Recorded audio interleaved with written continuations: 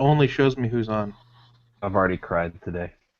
What is this? One mono record. Okay. What is Hi, this? YouTube. Hi, YouTube! Hello, Hey, YouTube. Did YouTube hear me say that I've already cried today? Because I totally didn't say that. They heard you. It's out on the internet. It is Cry. now truth. I don't cry ever. I'm a man. All right, YouTubers. We are going to go through our E3 reaction. What the heck? E3 reaction show. As soon as whatever's happening is done. Everybody had their Audacity up. We'll count down. Hello to Cecilia. I think she just tuned in live. Yay! Everybody got it? Everybody ready? Got it. Got it. Audio. Hold on. Let me just close Steam and iTunes just so they don't cause any problems. I don't think they will, but I don't want. You never do know. I also did install the Resident Evil 7 teaser demo. Cool. It released yesterday, so I'm excited about that. Okay. All right, I'm ready. Counter down. 3, 2. Wait. Stop. I forgot. Since I plugged in this microphone, can you guys now not hear any fan? I still don't hear anything. Me either. Sometimes I hear the fan. Well, that's someone else because I can hear that too. God It's bless. a low-pitched humming, like that. Yeah. I'm just glad YouTube's Someone else. here. Yeah, I hear that too now. This is the behind the scenes the YouTubers really are looking for. It's interesting. It's good listening. Good viewing.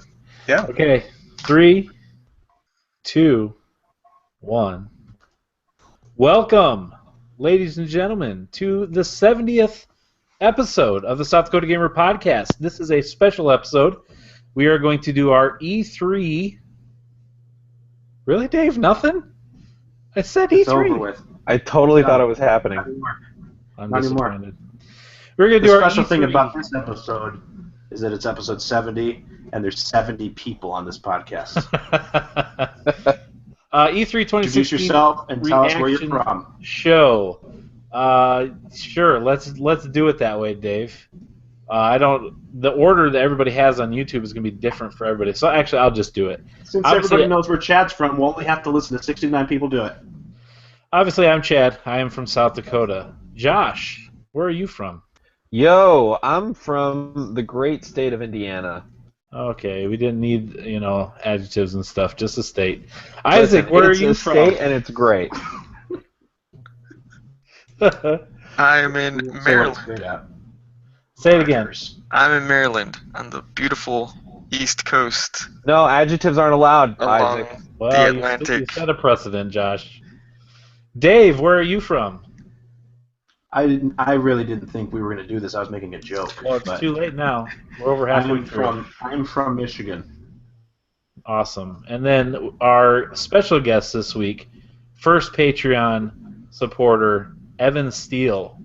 Where are you from? Hey yo. I am typically from Massachusetts, but tonight I am coming at you live from Albany, New York. Ooh. Live. Well, thanks for joining us, Evan. And the rest of you, as always, thanks for joining. We hope Wait, you'll enjoy Evan, you're on the East Coast, correct? That's from New York? Yes. With Isaac? You guys are an hour ahead. You guys are in the future. What's it We like in are. the future? Well, E3's over here as well, so Am I famous in the future? You are not. no, Dang it. you're illustrious. That was quick. Okay, I am illustrious. Thanks, Evan.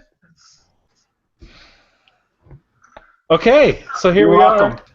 are. No, that was a reference to another podcast. E3 is right smack dab in the middle of happening.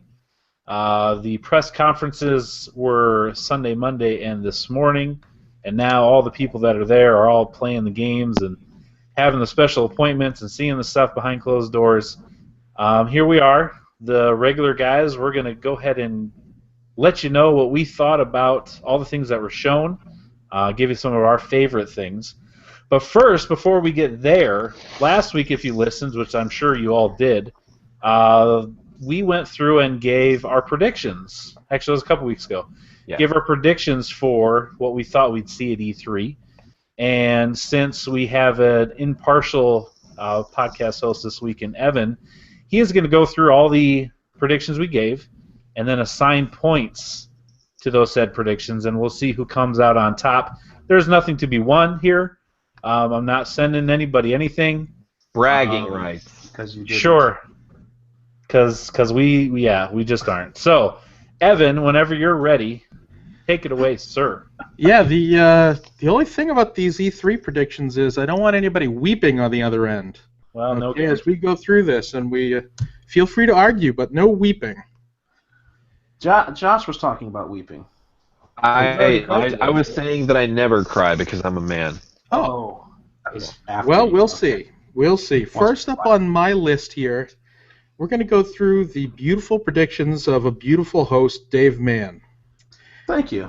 His first prediction was that we would see Last of Us 2, at least a teaser trailer. We saw nothing. He gets no points. His next I really thought prediction. we'd see one. Yeah, well, his next prediction was Rocksteady was going to announce a Superman game. He was pretty confident in that. No Superman game, nothing. Superman did I not wasn't- show up. Confident, I don't think I would use that word. That was kind of like a placeholder. Well, you also thought that we would find out what PS4 Neo was. That's another goose egg. Yeah, thanks to Scorpio.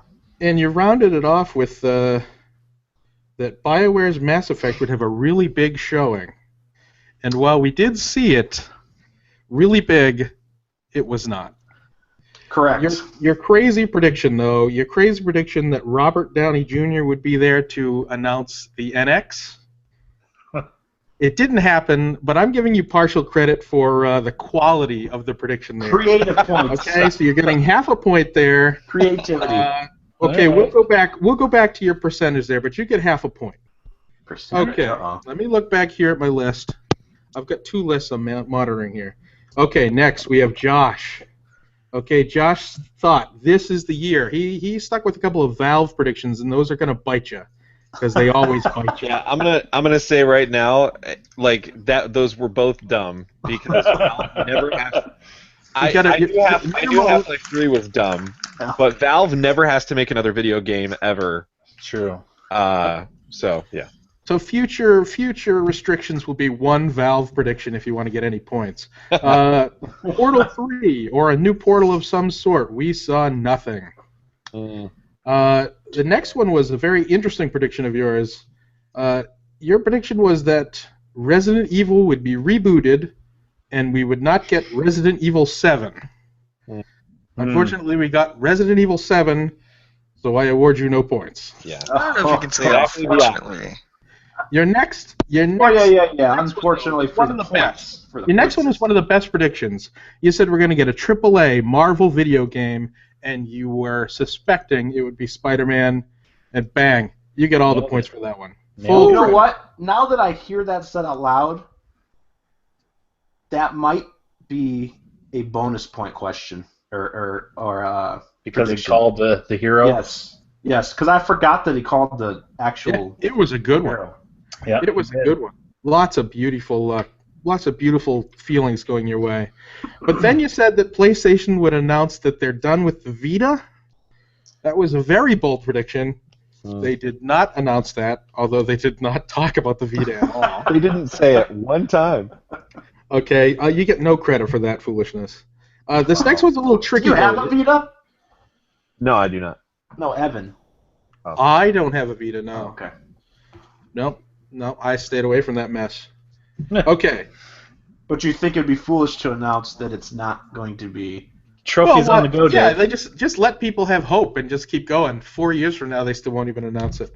Anyway, okay, AAA PlayStation VR title that would be coming out in 2017. That's the prediction. There were so many VR titles. I'm not sure whether you got this or not. What do you think, group? So we discussed it a little bit. The one that I think would at least partially count is the Batman VR title, but that one's coming out this year, not in 2017, and it's coming from Rocksteady. What about this? What is it? Farpoint? What's that game? Is that coming out this year or next year? I don't think they gave it a release date, and I'm not sure if you would consider that studio a AAA studio. I would be okay with half a point being awarded for that over 0 points. You know what? With as good as that AAA Marvel was, we're giving you a point. Okay. Wow, he gets points based on We're giving you the point for the other one. All right. Okay. a full entire Half-Life point. 3 playable now. Half-Life 3 playable now. Nothing. No. Valve says no. And your crazy one was that Shuhei would say you could change your names, and that did not happen. Nope, didn't happen at all. So we're going to give you 2 out of 7. 2 out of 7 ain't bad, okay? Here we go. Next on my list. Jeez, this keeps falling apart. Let's do Isaac. Isaac, you fell asleep on Has it. to be done. Okay? Yeah, you did. But, your first prediction that we would see Last Guardian, we would get some information, and when pressed for that information, you said release date. Bingo. Full credit for that. Full credit. We got the release date. And the release date was, guys? October 25th. 25th. Yep. Yeah. How But about your second prediction was that Nintendo would announce a move towards mobile gaming.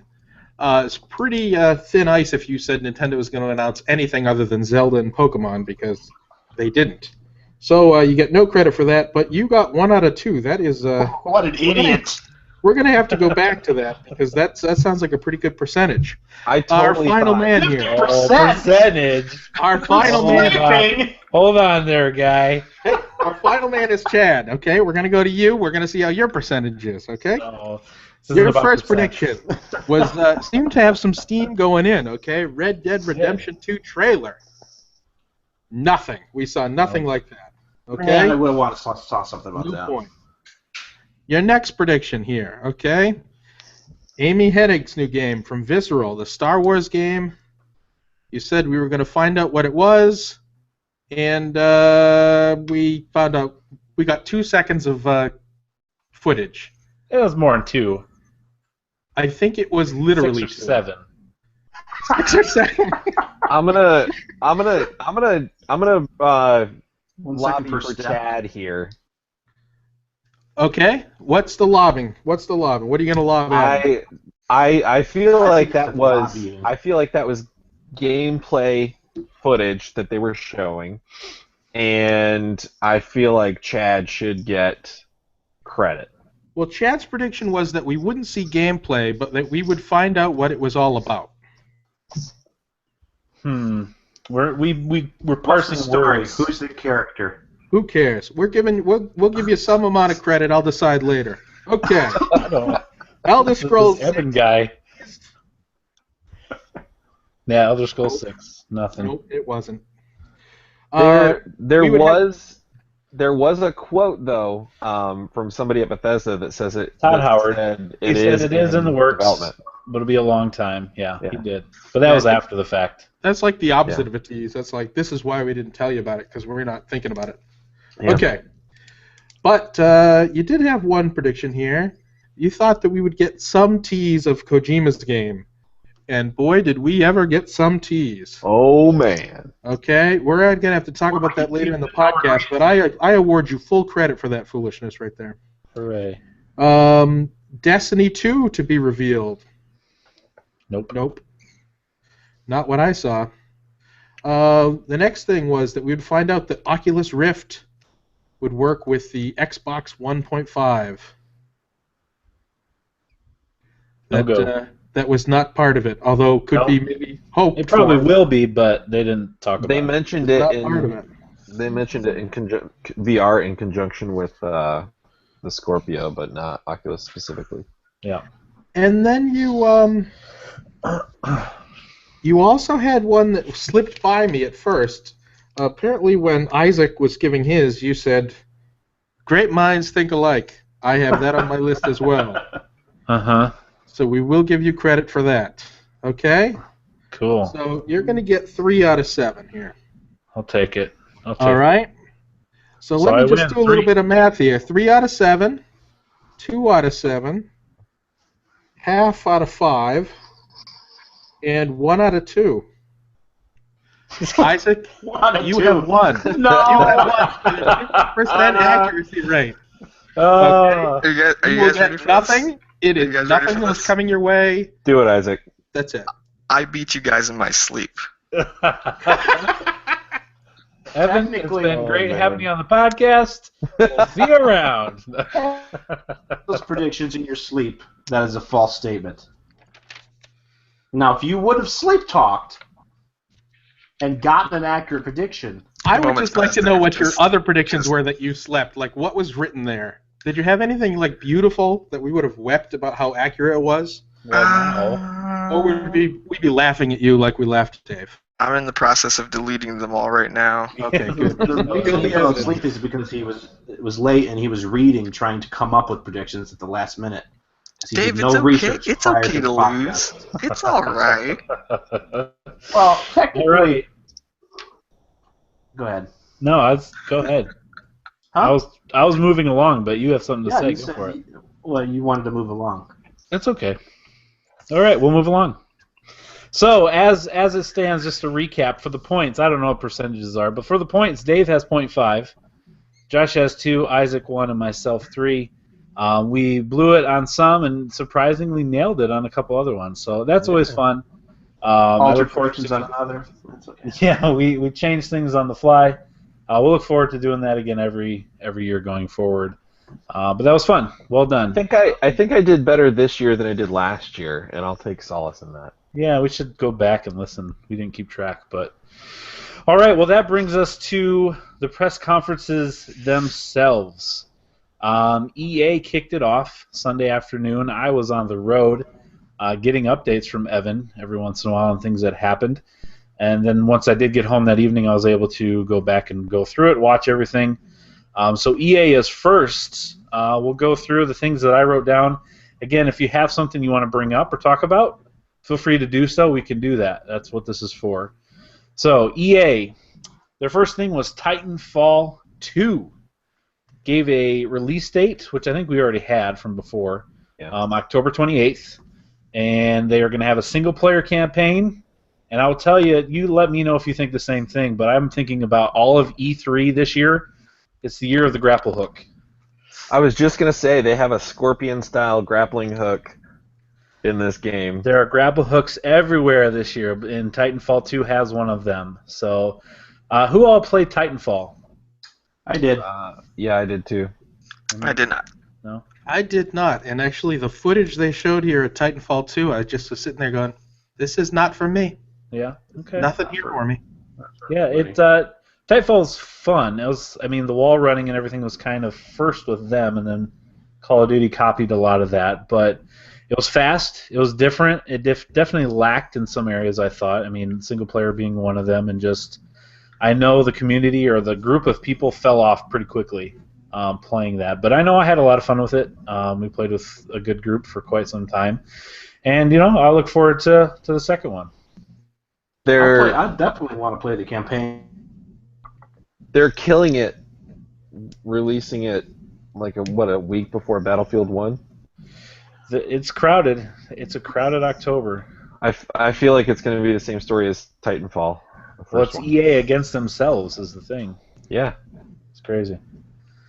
It'll All sell right. units, though. It will. And being now it's not just on Xbox itself. It's also Yeah. on PlayStation. That's going to help them regardless. So, all right, next. Lots of sports. Lots of Madden. Lots of FIFA. They're going to do a lot of esports stuff. They took a lot of time with Madden. And I think we talked in the text thread, but back in the day, man, I was all about Madden. And Madden was great, a lot of fun. Yeah. Not so much anymore, but, man, it makes some money. It makes them lots of money. I was wondering why they were doing that dual conference between LA and London, Right. and it seemed odd to me that they went to London to talk about Madden, American football. where football is a whole different thing. Football is soccer in Yeah. Europe. Yeah. That seemed weird, but I think it's more like soccer is, or football is soccer in the United States. Yeah. Well, yeah. Okay. You know what I mean. It means a different thing over there. Right. So there's a lot of that. Then Mass Effect. I really was hoping, like Dave, that we would get something big from them, and you would figure this is the last E3 before that game comes out, so they'd show us something, right? And all of a sudden, we're getting behind-the-scenes devs drawing on their computers with the artwork again, just like last year. They did show some, but very, very little. That game is a long way out. I was gonna say, do we feel like that means this is way farther out than we thought? What's the most recent time frame we have? Early 2017? Is that the last thing they've said? Did they say that? This is 18 or 19. No. If I recall correctly, and I could be wrong, but I thought it was a first quarter 2017 is the last time we heard something. Because like I just said, I know for sure they are saying this is the last E3 we will see this that before it's supposed to be released. Yeah. It's supposed to be. I don't remember seeing like release date information.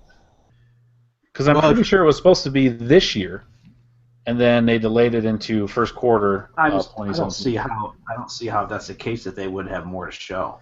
Yeah, if you think of another quarter one game, Horizon Zero Dawn, we've seen scenes and tons of stuff.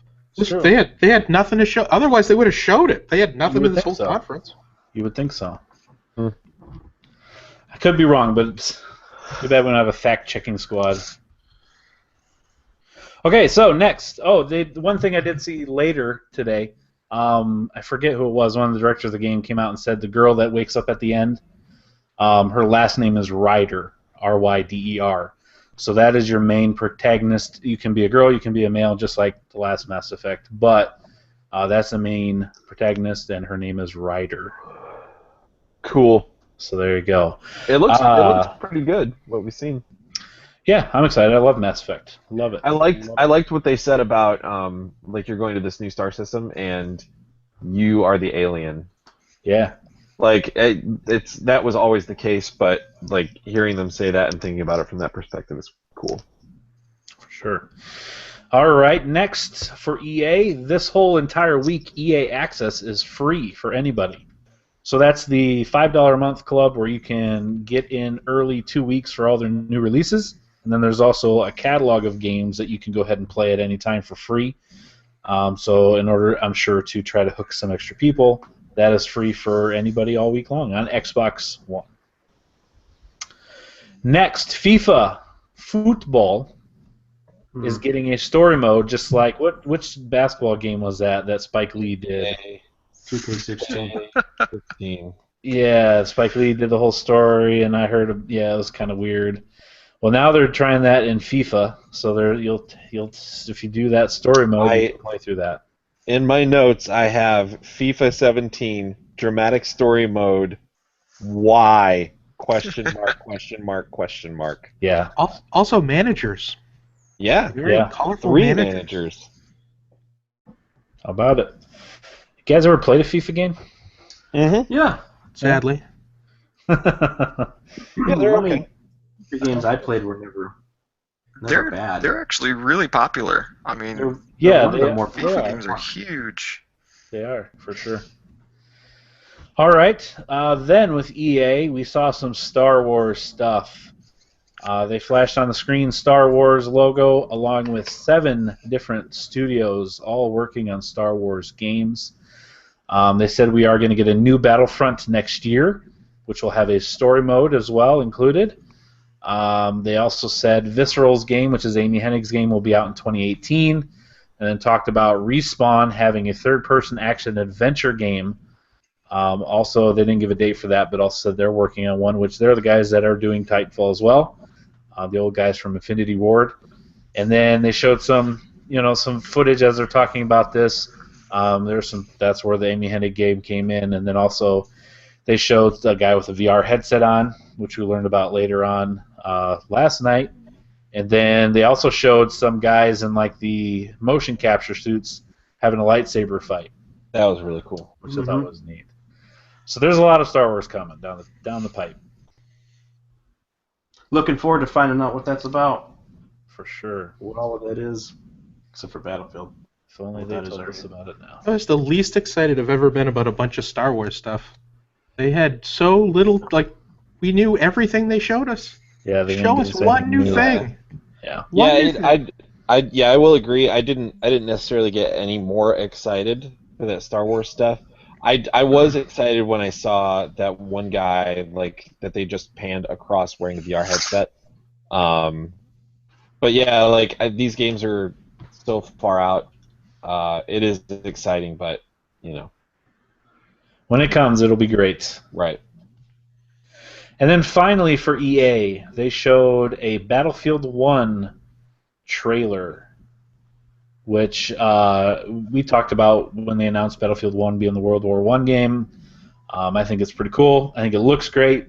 Biplanes, big blimps being shot down, Levolution almost still. I think it looks cool. It looks fun, and I'm excited to see some multiplayer aspect to it too. Yeah. They shot I'm down interested. what do they call those big blimps? Zephyrs. Yeah, they shot one of those down. Zeppelins? Zeppelins, that's Yeah, it. Zeppelin. and it made a real big explosion. It looked real cool. Yeah. Hydrogen. Yeah, right. Flammable. So at the end of this thing, I was kind of shaking my head, like, what in the world was this conference? The only thing that came out of it for me is that they're very excited about the Frostbite engine, For which is EA. mentioned after Yeah. every game. We're using the Yeah. Frostbite engine. They're very excited about Frostbite, and they're very excited about esports. Oh, Yeah, esports is their jam. I get it. Esports makes them a lot of money, but I agree. Like after I watched that conference, it seemed like they weren't actually ready for a press conference. Hey, then maybe that's why they didn't do a legitimate at E3 press conference. We're going to do our own thing. Yeah, Oh, which that's like that crossed my mind too. It's a Thing good they thing had, separated the only thing they themselves. had that would have put them in any competition with anybody would have been more on that Star Wars stuff, and they didn't have anything. Right. They just had a nice Or put Mass together. Effect. Yeah, let's put a video together saying very nicely what we've already told all these people. Yeah. And maybe throw in 4 seconds here, 5 seconds here of this and that. Sure. Which yeah, I mean it's exciting that stuff's coming. Not any more excited because I didn't learn anything else. Didn't Right. see anything else. Hey, Dave. Yeah. YouTube says you're beautiful. Oh, thank you so much. Just saying. Thank you so much. All right, moving on to Bethesda. Bethesda this is the second year in a row they've done their own Isn't that the press original? conference. Right out the gates, they showed something we already knew about, but they showed a little bit more about it. Even then, towards the end of their conference, they showed even more. Dishonored 2, with a release date of November 11th. Yeah. I I knew like that'd be me right some up your alley, Dishonored. Dave. I did. I liked it. I mean, I watched it when I was very tired, but I love the first Dishonored. I'm looking forward to this one. anybody else love the first Dishonored or understand the Dishonored lure? Or I just I said I love the think first Dishonored. loved it, if I recall. I love the do first like Dishonored. that game, and I feel like it's a game that I could definitely get hooked on. I have it. I bought the definitive edition on the Black Friday sale last year. I have just never played it. Like I haven't gotten far enough in for it to really grab me yet, but I could see myself really enjoying it. And Dishonored 2 looked better than the first. It looks really cool. It looks interesting. I have not played it, but I love it. I don't. For whatever reason, the more gameplay they were showing me of Dishonored 2, the less I was interested. But that was it. I don't. I figured that was just me because it's got to be a cool game. It looked cool originally. Yeah, I feel like it's one of those ones. It's not necessarily for everybody, but the people it is for, it's really for them. Like it's very stylized. I know Dave loved it a lot. Dave and I both played it. I know I finished it. I know Dave finished it numerous times.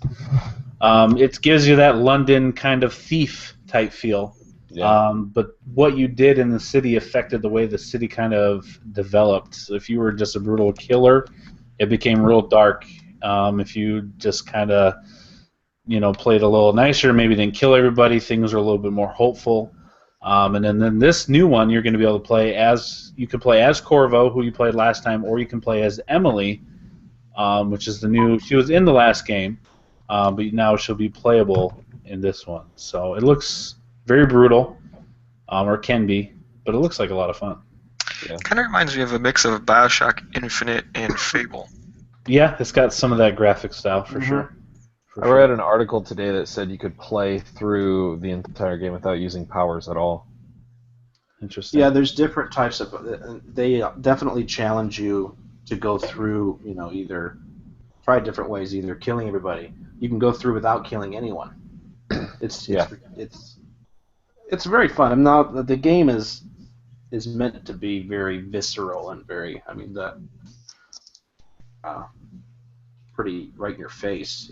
Like literally, grab the guy and then the knife comes through the back of his head, and just blood going everywhere. And the sounds and everything. It's pretty intense. And I've always when I first played it, I really liked it, and I am looking forward to this next one. I know I think you're playing. I haven't read up on it a lot, but I'm pretty sure you're playing as the girl. You can play as Corvo or Emily. Okay, but I don't think they know. I think she's still.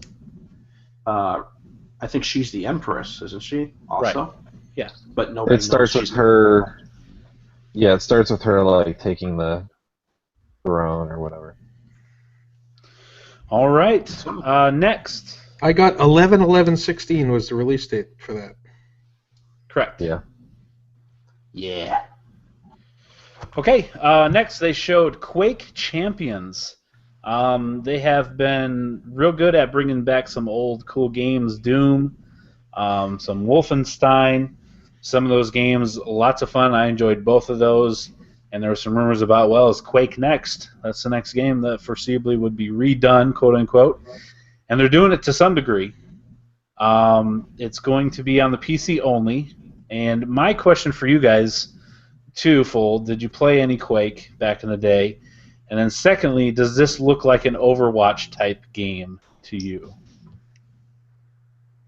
I have played some Quake long time ago.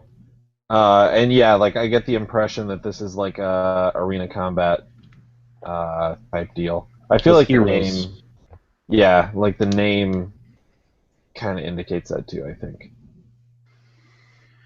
As far as Overwatch, there's actually a couple of Overwatch characters that are inspired by Quake, and the way they plays like Quake. But I don't know. Didn't Unreal Tournament eat Quake's lunch and kind of put it off into obscurity? Is that just me? I remember Unreal Tournament being huge for a while. I mean, Quake is what? The last Quake game we got was like over a decade ago. Yeah. So. Did you see when they were doing the DOS prompts? Did you see the Wolfenstein thing? Yep. That's crazy, man. I don't think anybody was expecting to actually see Quake at E3. No. And then for them to actually also tease another Wolfenstein. Crazy. Yep. Very cool. All right, moving along. The next thing on the list was ESO, Elder Scrolls Online Legends. Bethesda's like, let's get in on some of that card game money. Yeah. What's that? Hearthstone. Let's get on some of that Hearthstone money and put out one for our medieval type world. So there's that for you if you're interested. You can go play some Elder Scrolls Online Legends, the card game. Next, we saw Fallout 4. They gave us 3 new things that'll be coming out real soon, and then even talked a little bit about their Shelter. What was the mobile game called? Fallout 4 Shelter? Yeah, Fallout Shelter. Yeah. So we're getting Contraptions next week, which adds a lot of stuff to what Josh likes to do. Yeah. They're going to give you a build a vault. Basically, build a Fallout Shelter from the mobile game on Fallout 4. That's so freaking exciting. It's very meta. Oh, man. And then also we're getting Nuka World, which looks like some kind of amusement park, and that's going to be in August. And then they're also adding quests to Fallout Shelter on your mobile device. So they're doing a lot of extra little things put into that. So get your Fallout 4 caught up. Yeah. Fallout 4. Yeah, I've got like July as the release date for the Vault, and then August for Nuka World. And Nuka World, I get the impression that that's like I could be wrong, but I get the impression that that's like a new area, like a smaller scale Far Harbor type situation. Cool. It's cool, man. Like those contraptions, it's gonna be cool to actually build things. Like you see like machinery that's broken down in Fallout 4 all the time, like those conveyor belts and machines and stuff like that. And to build some of those and see like how they work and what they're actually for. It's pretty cool. They had a conveyor belt set up dropping teddy bears on top of a woman's head in a stockade. Yeah. It's awesome. So Josh, what I need you to do is I need you to build something real sweet. Uh-huh. You need to share it. You need to tape it. We need to see this on the YouTube page or something. Yeah, I'll share some footage. Take your dumb Ninja PS4 I'm not really on offline and put it online. Listen. And hit that share button, sir. Listen, Beautiful. I Beautiful. said this as soon as that update came out. I am always going to appear offline, and if you want to play with me, shoot me a message, and I may play with you. I just want to see you make some crazy contraption. I'm definitely going to make some crazy contraptions. Well, I think you need to have a competition. Okay, that's what we need to just inspire some creativity, where we see, and we'll judge here on the podcast at some point. You guys can judge between Josh Owens and Paco, our Patreon supporter. That's right. Oh, Because yeah. both of them Paco's love a building big crap in settlement. Fallout 4. Yeah. That would be fun to see. I Yeah. would like to see that. Let's work on that. All right. All right, next. The best thing at this entire press conference, at this entire E3 of this decade, guys. For, huh? Nothing else. Decade. Decade. At first, I was like, I don't know why Chad's saying this, and then I was like, oh, duh, I know why Chad's Skyrim remastered, guys. Better Was that when a it good first- game? Than when it first came out. Didn't you play that before? A little bit. I Okay. did. And I will buy it again. And I even told the guys in the text thread that I may even buy this on both consoles. I don't. Why is that? Like, tell me why that is. Is that because you only have like certain kinds at home, or what's the reason? Because I've started this. I've always had this achievement addiction. But now I've started this trophy addiction, and I love this game so much. I could see myself getting all achievements on both consoles again. So I mean, really, that's the only reason. I don't know if you've listened to this podcast long enough, you know this is probably one of my favorite games ever. It's been long enough to be able to go back through and play it again. It makes me happy. Did you finish it, Chad? Oh yeah, Obviously. numerous times. Stupid question. I'm still working Completed on it. I have it on my PC and I haven't finished it yet, but yeah, it's a good game. It's a great game. Chad And is so you're gonna be able to have the mods too, which is cool. Yeah, that's really cool. It looks like it's launching with them. Yes.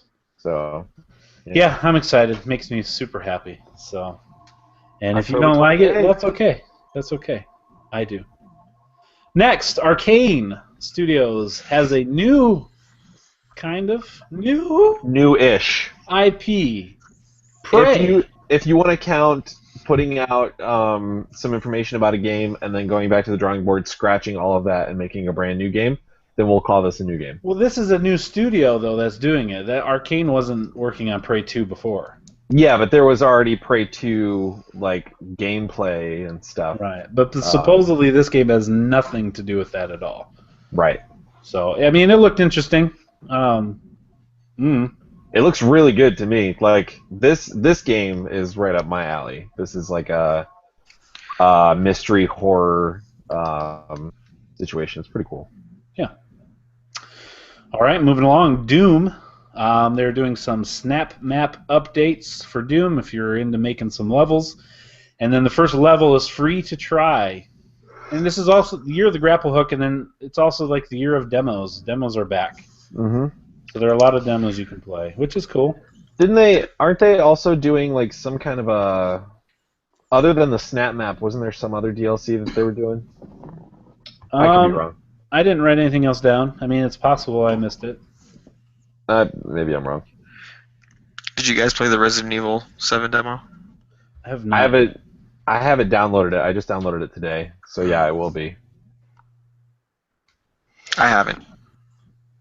Just in We'll, case you we'll guys. talk about that next week if someone gets a chance to play it, which I assume numerous of us will. Moving along, back to Elder Scrolls Online. They are putting in the Dark Brotherhood, which is a real cool faction in those games, which will give you lots of new quests, lots of new things, and then they're also taking away the level restrictions. I know I played a little bit of that, and depending on where you would go in the world, they could be so far high above you level-wise, all the enemies, that you just couldn't survive there. So there are only certain areas you could go until you hit a certain level, then you could venture out. This takes away all of that restrictions, and basically wherever you go, the enemy is a level to where you're at, so you can explore the entire map right away, which is cool because it's a big map, real big Yeah. map. There was a girl in the audience that was super excited about it. Oh my goodness! I should have asked this. Let's interject real quick. We obviously all watched the press conferences. Where did you go to do that? Did you just watch the stream? Did you watch someone's talk over it? What did you watch? I watched, and I've done this for the last couple of years now, and it's, for the ones I've done, it's been the most enjoyable. I watched the Giant Bomb stream, and they talk over the press conferences and kind of give their input as it's happening live. Dave, where did you go to watch yours? All of them? Are you talking about Bethesda? Or all of them? All of them in general. Like for E3 in general, where did you go to watch your press And I conferences? came back from work late and was trying to catch up, and I just wanted to find something quick, and so I would, with my Xbox One for Microsoft, I just turned on my Xbox and went to their like interactive viewer or whatever. So Okay. that was like straight from their feed. Sure. For Sony, I typed in Sony E3, and the first one that came up was Giant Bombcast one. Okay. And then I went through like 4, 5, and 6 to see if I could find Sony's, and for some reason I didn't see like just a straight feed of theirs without someone else being on it, so I jumped back to theirs just because I like those guys, and so that's how I watched that one. And then Ubisoft, I watched late this afternoon. That was the Kind of Funny guys. Okay. Evan, how did you watch yours? I just would try to find the quickest one that had nobody talking over it. So whether that was the E3 official or IGN, you could watch IGN's. They don't talk over it. So I didn't want anybody talking over it. I get some reactions afterwards, but I want to hear the conference like I'm sitting there. Gotcha. Okay, Isaac. I watched some very briefly on IGN, but the majority of it I watched through YouTube. Okay. And Josh. Pretty much same as Evan. Like I get why outlets do like the talking over the conference thing. For me, like that's too distracting. I'd rather just watch the conference, and then if I want to see what somebody's thoughts are afterwards, like I can look that up. But so with all of them, like if I was catching them live, then I was just like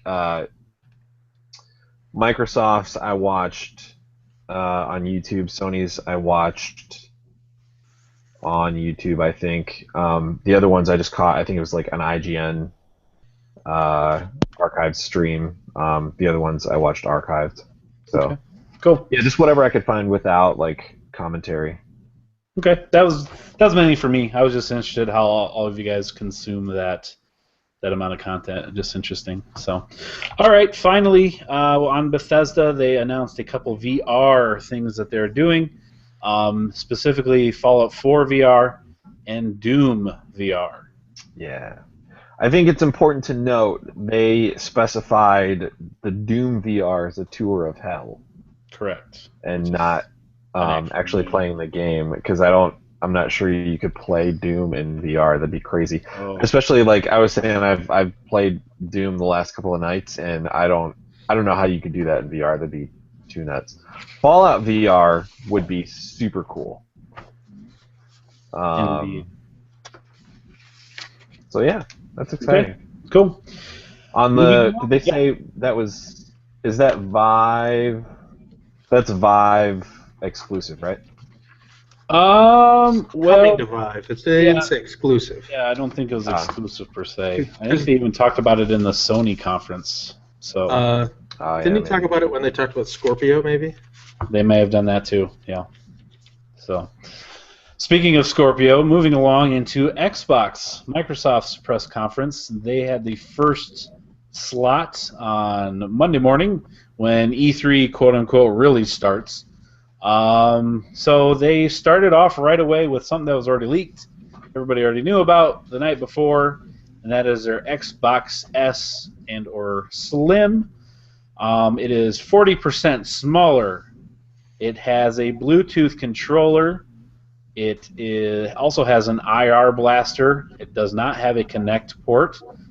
It is $299 for a 500 gigabyte hard drive. $349. What's that? Integrated power supply too. Correct. No more brick. $349 for the 1 terabyte, and then $399 for the 2 terabyte.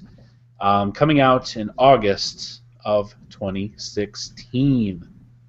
Any thoughts? The one thing I thought that was really cool with this announcement, like it's 40% smaller, which is awesome. But they announced the custom controllers with this, like all at the same time, and I thought that was so cool. Like I want an Xbox just because I want Xbox design a custom controller. Yeah. And I don't know if it was if they were putting out an actual number or just saying things, but they said 8 million ways to customize whatever. So I don't know if that's like with all the different combinations, there's literally that many. Probably. Or just throwing out a number. But those look super cool. Yeah, $10 extra you can have like something engraved into it. Yeah. SDGamer. Cool. That's really cool. That would be cool. SDGamer edition. Ooh, hey, the next giveaway. Giveaway, right? A next giveaway. That would be very cool. Yeah, it also has UHD output for 4K too. Yeah. Which is nice. Yeah. I imagine like now they have a new controller besides that, which is not much different. It's just got some grip on the side, and are there any buttons moved? No. Are they all the same location? They're all in the same spot. The grips are different, and I'm assuming it's like a step between your current controller and the Elite controller, somewhere in the middle there. Is it rechargeable? I don't know. Yeah. They did not. I was looking for that. I was included 2 AA batteries. Uh-huh. I looked for. It looked like it had a charging port on it, and it didn't look like it had a battery door. So I don't think they said if it was rechargeable though. Did they say that the Xbox Slim is? Did they say the Xbox Slim is 4K compatible? They said HDR. Yeah, they did say 4K. Yes. Yep. Okay. It's essentially the Microsoft PlayStation 4. Like, why the heck couldn't they just done this? If they could make it 40% smaller. Yeah, 40%. Oops. It's like, good grief. Why anybody, when they looked over that before they first put it out, thought, I mean, if you can get it 40% smaller, there's got to be a way they could have got it smaller than it is now. 40% smaller and no brick. And no brick. Right. That thing's inside. It's probably like 60% smaller, really, if you put those two together. Yeah. So it's good. If you haven't bought an Xbox One yet, now's a real good time. $299 at the base. Yeah, they did a size comparison. Like they had the original Xbox One sitting there, and then they like lifted it up off of the Xbox One S, and that made it real. Like that was crazy how much smaller it was. Yeah, and it's white, which if you care about that, it looks cool. Speaking of which, for public service announcement, if you are looking for an Xbox One, the current Xbox One model, you can go to Dell.com, $279. They'll give you the game of your choice, and an extra controller, and a $50 Dell gift card. Yeah. Nice. And that's $279 for that whole foolishness. Yeah, and I think most everywhere else you can get it for $279, but you're not going to get all that extra stuff for the time being. So that's cool. Yeah, if you don't have an Xbox One, you're looking to get one, now's a real good time to do that. So, all right, moving along. Gears of War 4. They showed a lot of this. Obviously, it's probably their big staple, their big game for this year. Coming out October 11th. They also did a lot of, the theme was cross-buy, like PlayStation's been doing, but cross-buy, cross-save, cross-play with all your Windows 10 devices. So you play this on your Xbox One and you save it, you want to go play on your Windows 10 because you're at work with your laptop, you can pick right up where you left off, only have to buy it once. So they showed a lot of that. Looks good. Looks real sharp. Yeah, they were calling that their Play Anywhere, I think. Right. And so some games are going to have that icon on them when they buy it. Yeah, that like the little gameplay thing that they showed, it looks real good. Like I played the other Gears games, and I liked them okay. Like they're the big, heavy, over the shoulder shooters. But yeah, it looks good. It looks like there's some definite innovation in the gameplay, like the mechanics. Cool. All right, next, Killer Instinct. Season 3 will have General Ram as a playable character, which I think we already knew, but they showed him a little bit. Cool if you like the Killer Instinct. Forza Horizon 3 was shown next. It'll be happening in Australia, and it comes out September 27th of this year. I'm not a big racing guy, but man, that game looks. I mean, obviously, car games always tend to look real good. Yeah. It looks real cool. Yeah, that looked really neat. Like they made a point to do a demo with PC. 2 people on PC, one with like a mouse and keyboard, one with I think a racing wheel, and then one was on an Xbox One S and one was on an Xbox One. All 4 playing at the same time with each other, and then they did that like the instant co-op. Yeah, dropping someone in was real cool. Bringing them in a helicopter. Yeah, that was pretty cool. Like I'm not a big car game guy either, and like Forza has never been one of my favorites, but that looked pretty neat. For sure. All right, if you guys have anything to say, just go ahead and speak up. I feel like I'm just talking. Well, I'll speak on the next one. The next one on the list is Recore, yes, which I was so excited about from last E3 when they showed that video, and they showed it this time, and I was so disappointed. It looks like Little Big Planet or something. I thought this was going to be some really cool story, and nope, it's a $40 game that looks like a Little Big Planet clone.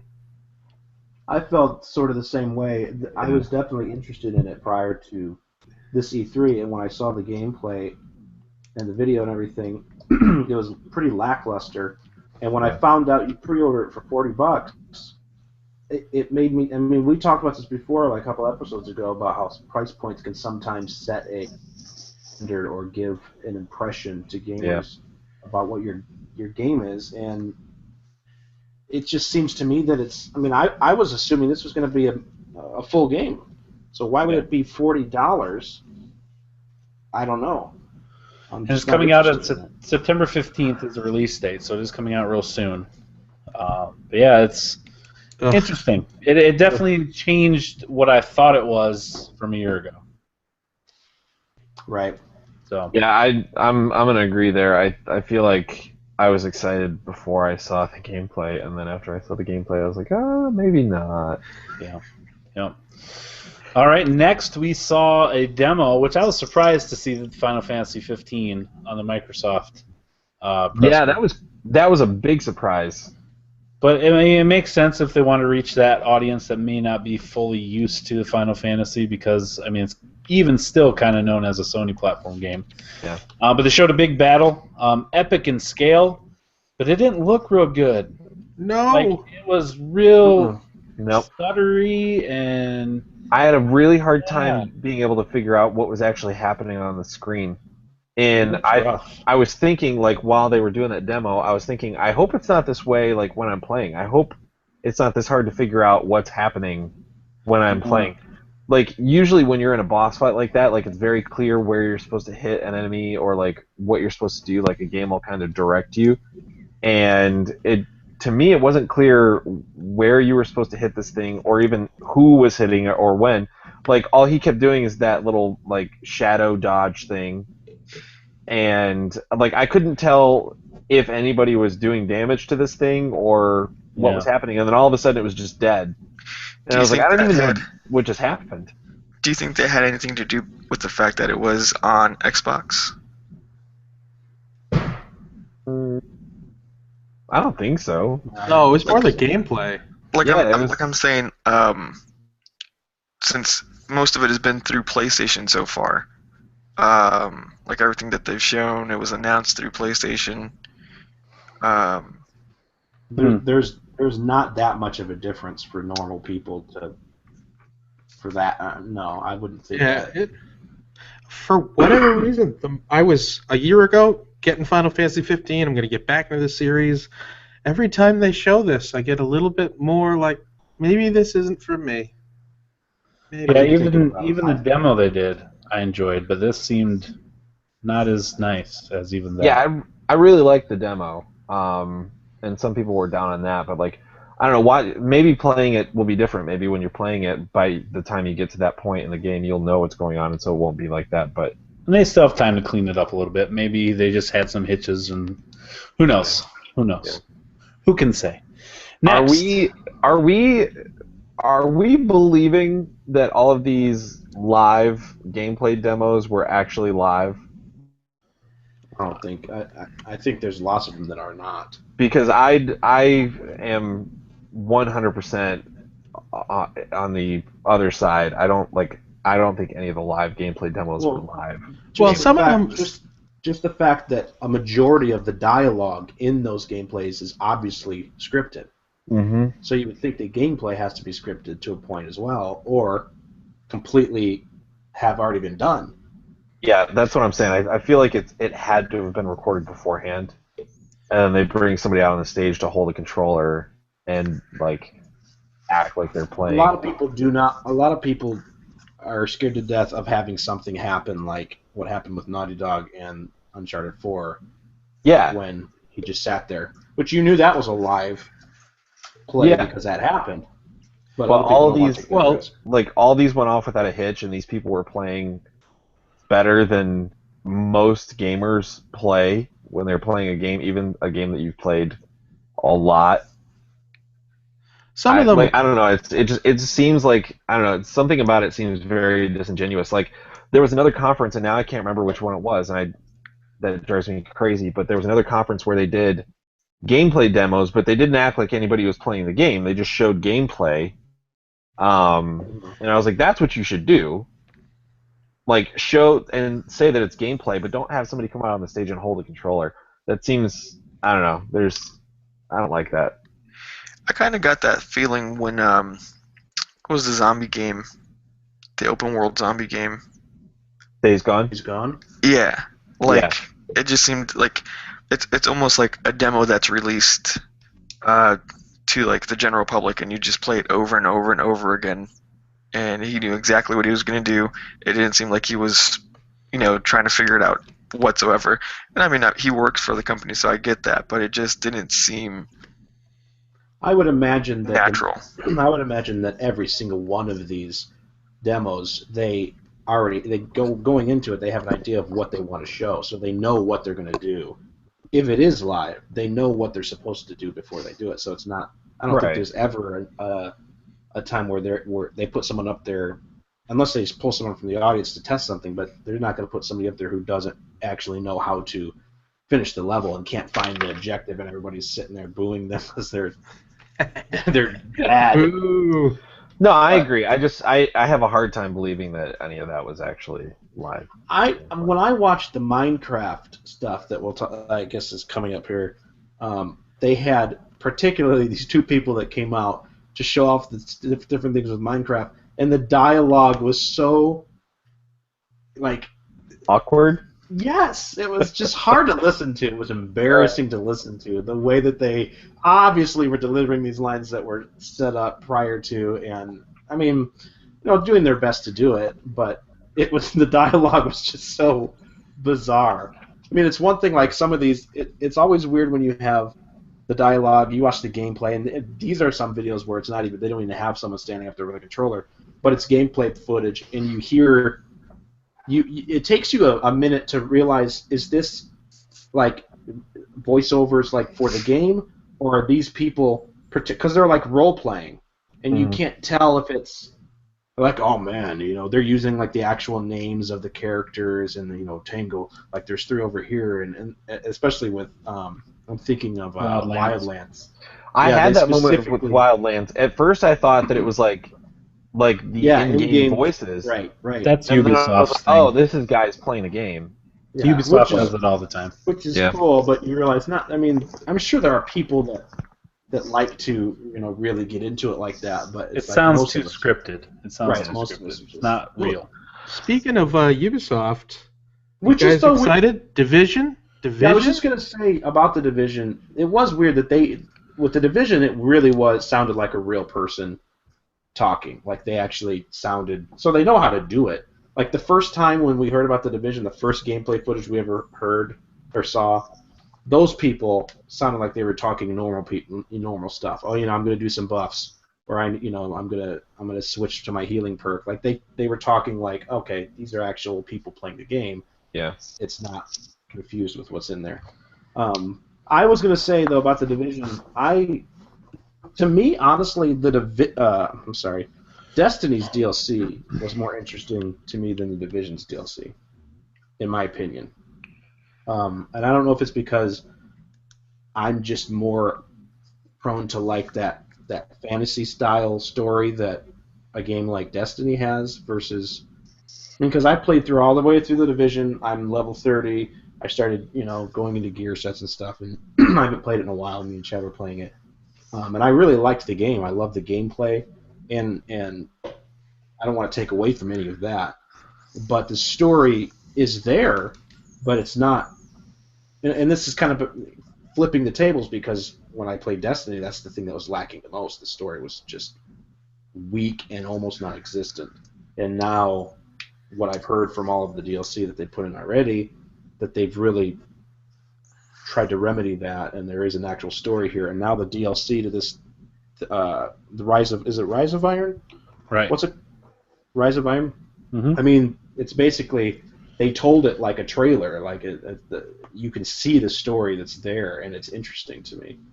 The DLC for the Division looks fun to play. It's underground. We're going in. There's all this stuff going on, but I don't know. I mean, what's the story going to be other than there's this guy and you got to kill him, and it's the same thing that we've already had, which I'll still play. But to me, I was more interested in what Destiny's Isaac, DLC was. how are you doing on the Division? I just got to level 15. Okay, you enjoying it? I am. That's probably what I play the most. You have a crew? Yeah, I've got some friends I play with. Okay. One of them's level 24, so that kind of makes things difficult on my end. Mm. Because most of the guys, like I started playing with him once I got to level 12. And he's been 24 since, so all the mobs have been level 19. So I just kind of hang back, wait for that last kill. Or for, once they're weak enough and I try to sneak in that last kill. So because of that, because I have not beaten the Division and I have not played through the DLC for Destiny, I did not watch any of those. Okay. Because I wasn't sure if it was going to ruin any of the storyline. I did hear from my friend that The Taken King did have a much better storyline than the regular story. Yeah, totally. Which is, I've played through the regular story of Destiny. I just started on, was it House of Wolves? Yep. Yeah, so I got to that. But most of my time's been going into the Division, which I'm somewhat confused by. I don't know if I'm following the storyline or just running around the city doing all the quests and stuff that I see on the map. Obviously, you see the icons that are bigger than others, and I just kind of assume that those are more main storyline based. Right. But I have no idea. Well, then you got to do a lot of the side stuff in order to level up, in order to do the next story mission, that's where it can get kind of muddied. But But they're coming out with some more expansion stuff, as Dave mentioned. That was next on Microsoft's conference. After that, Battlefield 1 came back out and literally showed the exact same trailer from the EA conference. That's it. That's all. And I was disappointed. Oops. Yeah, he actually Yeah, even oops. said almost exactly the same thing. Like his Yeah, it's like the same pitch and everything. developer. Yeah, like no battle is ever the same. Yeah. You know, weather. Come on, EA. Blah, blah, Put a blah, little bit this, more that. into it. Give us 2 shorter ones or something that are different. Oops. So there you go. Next, Xbox One is going to have some new system updates, some new things added. Some things, okay, should have been there a long time ago. Some things sound interesting. Some things maybe not so much. You're going to be able to play some background music during games. That's cool. If you want to do that, you can do that now, or will be able to soon. They're going to have clubs, which are kind of like the communities on PlayStation, which is cool. So we'll have to get that South Dakota Gamer Club going. You can do a looking for group. So if you're going to play the Division and you need a group of guys around level whatever, you can put that out there and it can find some people for you to help play. And then they're also going to have arenas, so you can set up your own tournaments within the actual system itself and not have to go through any outside party. Set up your own tournaments within Xbox One and do your own thing, which that's kind of cool. That's a cool addition. So those are all coming soon. Next, they went to Minecraft. They announced some new things. They're going to do some cross-platform play, which they talked about your tablet, your phone, your PC. They did not talk about PlayStation, if you could play between those two. I assume that's going to be a real difficult thing that can't just be done, but man, that would be cool if they could do that. They had John Carmack come out with a VR headset and play along, which, you know, if you know John Carmack and kind of his background, to see him play Minecraft on VR is kind of funny. But yeah, and then they're releasing some texture packs and some stuff like that here real soon. And then, Dave, I know you're more into the Minecraft stuff than I am per se. Do you have were you excited about some of this stuff? Yeah, the crossplay is very cool. Especially, it's to me it seems like maybe it's easier with a game like Minecraft. I don't really know how all that works, but the fact that Microsoft bought that and they've got PC and then they've got all the other things, that's a big news. But the thing that I like the most out of there, the texture packs, that's cool for the designing. I play with my kids. And every once in a while, I'll find myself playing with myself for whatever reason, just because I like still building things, like Legos or something. But the realms that they introduced, that's it. Which is now you have servers that are based just solely for you, to where it used to be you can you see your buddy playing online, you can jump in his world, you can build whatever you want. Anything you build in his world gets saved in his world, so the next time you jump in when he's online, it's still there and you can keep building. But now with these realms, it's a server just for that person, so even if they're offline, you can jump on and build whatever you want. So they don't have to be there. So if I gotta go eat dinner, I gotta go to school or whatever. It's 4 o'clock in the morning and I'm playing video games. What's that? I said, it's 4 o'clock in the morning and I don't play video games right now. Right. Yeah, so you can just get online and do whatever you want. So I mean, it's easier to continue to do stuff. It would be fun. And that's one thing that I remember playing with people years ago when I was playing on the 360. Man, I wish that you could just keep building while I left. Mm-hmm. That's exactly one of the things you can do now. Very neat. Side note. Yes. Did anybody watch the trailer for 7 Days to Die? I did not. No. It may have not been at E3. It may have just been something else. But it's very similar. It feels a lot like Minecraft for adults with zombies. Huh. It's been out for a few years for PC, but now it's coming to PS4. Cool. Yeah. Let's look into that. Yeah, it's supposed to be like a crafting survival game. Neat. Okay. All right, so that's Minecraft. Next, we already talked about it, but this is where they put the customizable controller in. They showed a little good commercial, which was real cool. So good. Mm-hmm. Yeah, I'm excited. I'll be probably getting one of those. No, I don't know what I'll do with it, but it'll sit on my desk There you go. when I buy one. All right, and then next we had a new game, or not a new game, but another game, Inside, from the makers of Limbo, is coming out on June 29th. Yep, Real that's all I need to know to get me interested, because Yep. I really liked Limbo. And then Limbo is also free on your Xbox One right now as well. So if you like that, go ahead and get that Limbo for free. Real cool game. Next, they showed a montage of Xbox or ID at Xbox games. I did not write down every single title that they had. I bet they had over 10 to 12, somewhere in that range. Among them, Cuphead and Stardew Valley were the top two that I saw. Cuphead looks cool. They didn't show as much as I'd hoped they would there. And then Stardew Valley, if you've listened to the podcast, you've heard me talk about that deep Does rabbit Cuphead hole. have a release date? It does not. What in the world's going on with that thing? From what I hear, they have kind of backed up a little bit and changed a bunch of things, and I think it may have postponed their or lengthened when they wanted that to come out. Jeez. So, still looks cool, but yeah. Then Stardew Valley on the console, yes, please. Next, We Happy Few is going to be a game preview for the preview. They have a preview program on the Xbox One that you can play. That'll be out July 26th. I know somebody wants to talk about this. At least one, somebody. I think Dave and I were both very excited about it. Those are the people I was thinking about when I said somebody. It's very BioShock-esque. Man, it looks good. It looks creepy. The concept of it is really good. Like, you take these joy pills and they alter the way you see reality.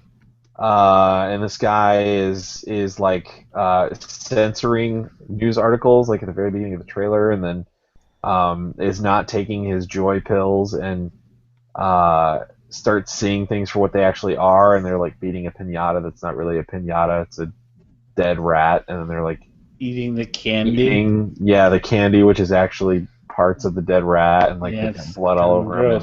Take a pill, eat a rat. Yeah, and then they realized, like, the coolest part to me was, like, right at the end when they realized that he's not been taking his pills, and she's like, "Oh no, we've got a downer," and then like Debbie Downer, and he runs away. It looks really, really good. Super interesting. Like I love that concept for a game story. Yeah, it's got that. It kind of has a BioShock look to it too. Yeah. Like the art style looks very similar, which is neat. All right, moving along with that, Gwent. That's a card game that you can play inside a game, which is way, way too huge to be playing a card game at. But people are spending hours and hours playing Gwent in The Witcher 3, and now you can play Gwent in a game called Gwent. Yeah. I mean, more card stuff. I know it's not my thing, but there are people out there that love it. I mean, Hearthstone is huge. Hearthstone's really fun. The Elder Scrolls card game looked really fun. I really like Magic the Gathering. And Gwent is fun in The Witcher 3. Like, of the, I think, 6 hours that I've put into The Witcher 3, I've, I think, spent an hour playing Gwent. I like it. It takes a lot of thinking. It's way different than most other card games in that you draw your hand, and that's all the cards you get, like round after round after round until the game's over. Like, so you strategically may want to lose a round early on to take the lead later on. It takes a lot of strategy. It's really fun. I went through the tutorial that they make you do, and I was like, yeah, I ain't got time for that in this game, and then I didn't finish that game. So I couldn't figure it out, and I lost, so I hate it. It's a terrible game. Terrible idea. It's a good rule of life, Isaac. You talking Just about in Gwent? general. Yeah, Gwent. I win at Gwent. Yeah, well, good for you. All right. I'd play it. Next, Tekken 7, coming out early 2017. Akuma is also in this game. It looked so bad. There were Japanese dudes fighting each other with fire and stuff. It did not look good. it looked like it was like in early development still. Which one? Tekken 7? Yeah. Yeah. It didn't look great. It didn't look great. All right, next, another game for 2016 for the Xbox One, Dead Rising. You get to play as Frank, not Castle, unfortunately. I actually forgot West. Isn't it Frank West? I think is his last name. Dead Rising, Frank West. Did you guys? I know Dave, you and I played Dead Rising on the Xbox One when it launched. Dead Rising 3. That was a lot of fun. A lot of crazy, dumb vehicles, and you get boxing gloves with rockets on them, and you just get to kill a bunch of zombies, and it's real cool. And this one you play as Frank West, who was in the first two, and I don't really follow the storyline per se, but who cares about that? You get to kill zombies with cool things. Yeah, this isn't really a story game. I do think it's also important to note that they did not say that this was a exclusive game this time. It's and whether that was a mistake or not, but it seems like it's not Xbox exclusive, Xbox or PC exclusive. Because they said that before every other one that was. Yeah, like they made it very clear when other things were exclusives. So that makes me excited because that's a game that may come to PS4 at some point. So. Yeah, pretty cool. So, holiday this year. And then next, Scalebound is a game that was supposed to come out this year. They delayed it into 2017. And they showed some gameplay footage of some dude with some headphones saying real dumb things, jumping on a dumb dragon and shooting another dumb crab. He wouldn't shut up. Yeah, he talked way too much. The whole time he wouldn't shut up. Also, in my notes by Scalebound, I have headphones. Why? Because it's an accessory. And then why did he put headphones on before he fought this big thing? It was getting serious. He had to all right. It's such a '90s thing to do. The guy that presented it and played it was also wearing those headphones. Yeah, right. Yeah. He's the exact same ones. Man, Beats by Scalebound. I wrote down here that it was big and beautiful and sterile. I mean, these games are either fun and make you want to take the controller, or they're like interesting and you care. This was neither of those things. It was just there. Yeah, no, that's a good description. Felt the same way. Yeah. Then you could have 4-player co-op on it too, which that could be fun if it wasn't so boring. Next, Sea of Thieves. The 4-player co-op is going to be cool on this, or however many people it can be. The rare game, Sea of Thieves, first person, which I think this is the first time we actually seen gameplay, and they had like literal real people, not scripted, play this game, and they recorded it. I mean, we did see a short video of a person walking, and if is that also gameplay? I see what you're doing. Based off of what I've heard, then yes, it is 1 point of gameplay. 1 point's worth. Yep, 1 point's worth exactly measured out. I will say after that first video we saw, however last year I guess or something. Yeah, I thought, okay, pirate game, that could be fun. But after seeing this, I am very interested in playing this game. It looks like something that will be a lot of fun to play with your friends. See, I had a thought because like I was watching the gameplay footage and I remember seeing something about it before. And then we were seeing this, and like as I was watching it, I was like, man, this looks really cool. Like it looks really detailed. People have to like hoist the sail or like steer the ship, or like somebody has to navigate. And then I thought, that's really gonna suck if you can't get a group of people together to play this game. Like, true. It literally looks like a game that you cannot play by yourself. Like it looks like Destiny. Well, but even in Destiny, you could jump in and do things on your own. But you can't play the best parts of the game by yourself. Yeah, but you can play by yourself. This game, like, it looks like you can't, like, you literally can't sail a ship. You can play, it just won't be fun. You just won't have any fun, but you can play it. It won't be as fun. Like maybe so. Maybe you'll just have to use a dinghy. Yeah, it looks really cool, but I can see that becoming a problem.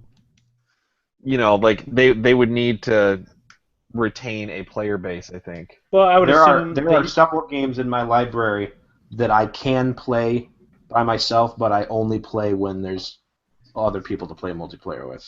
Yeah. Well, now you would assume if you get in there and you don't have a group that you're with, there's still going to be people in that world that you could hypothetically get together with and sail a ship on. Yeah, but you can't be recruiting strangers for your crew, Well, Chad. maybe not you, That's Mr. your ship, man. Ninja. That's like the Mr. whole part of being a Antisocial. pirate. That's the whole pirate thing. Right. You stab in the back. You gotta Trust vet the them. people who are on the boat Hey. with you. Spoilers for Uncharted 4. Easy. What? Spoilers. Pirates, man. This, It's a Oh, the joke. word pirate is now a spoiler. Yeah, Yes. it's a joke. This game Shut makes your me fancy. think. This game makes me think about the fact that there's. It's like, oh, when I was watching, I'm like, why did I like that so much? And I came to the point to where I realized, oh yeah, there's another aspect of multiplayer gaming that I really like, and it reminded me of just last week when we haven't talked about this since it's happened because we haven't had a podcast, but I jumped online and I was immediately getting barraged by invites by Evan, which normally happens on my PS4. And so I jumped into his party, or at first I went to my notifications, and it says Evan has joined the party. So I look at it, and I also saw that Cecilia was in the party. I was like, oh, that's funny. Like, I'll just jump in this party and see what's happening. And she had just joined, and it was Evan and Paco, or was it Jordan? No, it was Paco. Paco. It was Evan and Paco and Cecilia, and we all decided that we would play Tetris, which was a mistake, by the way. A huge, A wonderful Huge mistake. mistake. A wonderful mistake. I called her while you guys were playing, so I got some of this. Yeah, and we're like, oh, okay. So we had to figure it out because for whatever reason, the makers of this game made it very difficult to get into a game with your actual friends on your friends list. There's no direct way to invite. You kind of have to just time it, try to jump in. But we got it to work several times. And what ended up happening was, here's a multiplayer game. You're not a first-person shooter. You're not gunning people down. You're not doing tactics, military. It was a lot of fun. It was chaotic, people laughing, and this is a group of people that don't play games together. Like, I mean, well, I guess I'm starting to play games with Evan and Paco now, but as far as this combination, that it was just a group of people that had never played a game together before. And it was just very fun and engaging. And when I saw this game, I remember, well, this is a way for people to get together and play and have fun. And the people on there, where it showed their faces, to me, that seemed like genuine fun. And I think it was Ryan McCafferty on Twitter I think he played it, and he was acting like it was just incredibly fun, like a lot of fun to play, and it makes me think this is like when we first started being able to game with our friends and get with our friends and do something that was actually didn't end in us rage quitting everything or yelling or well, I'm sure there'll still be yelling happening, but it looks like a lot of fun, and I'm very interested to play it and see. Well, they didn't give a chaos. specific date, but they did give a 2016. So hopefully by the end of this year, we should be able to play that game.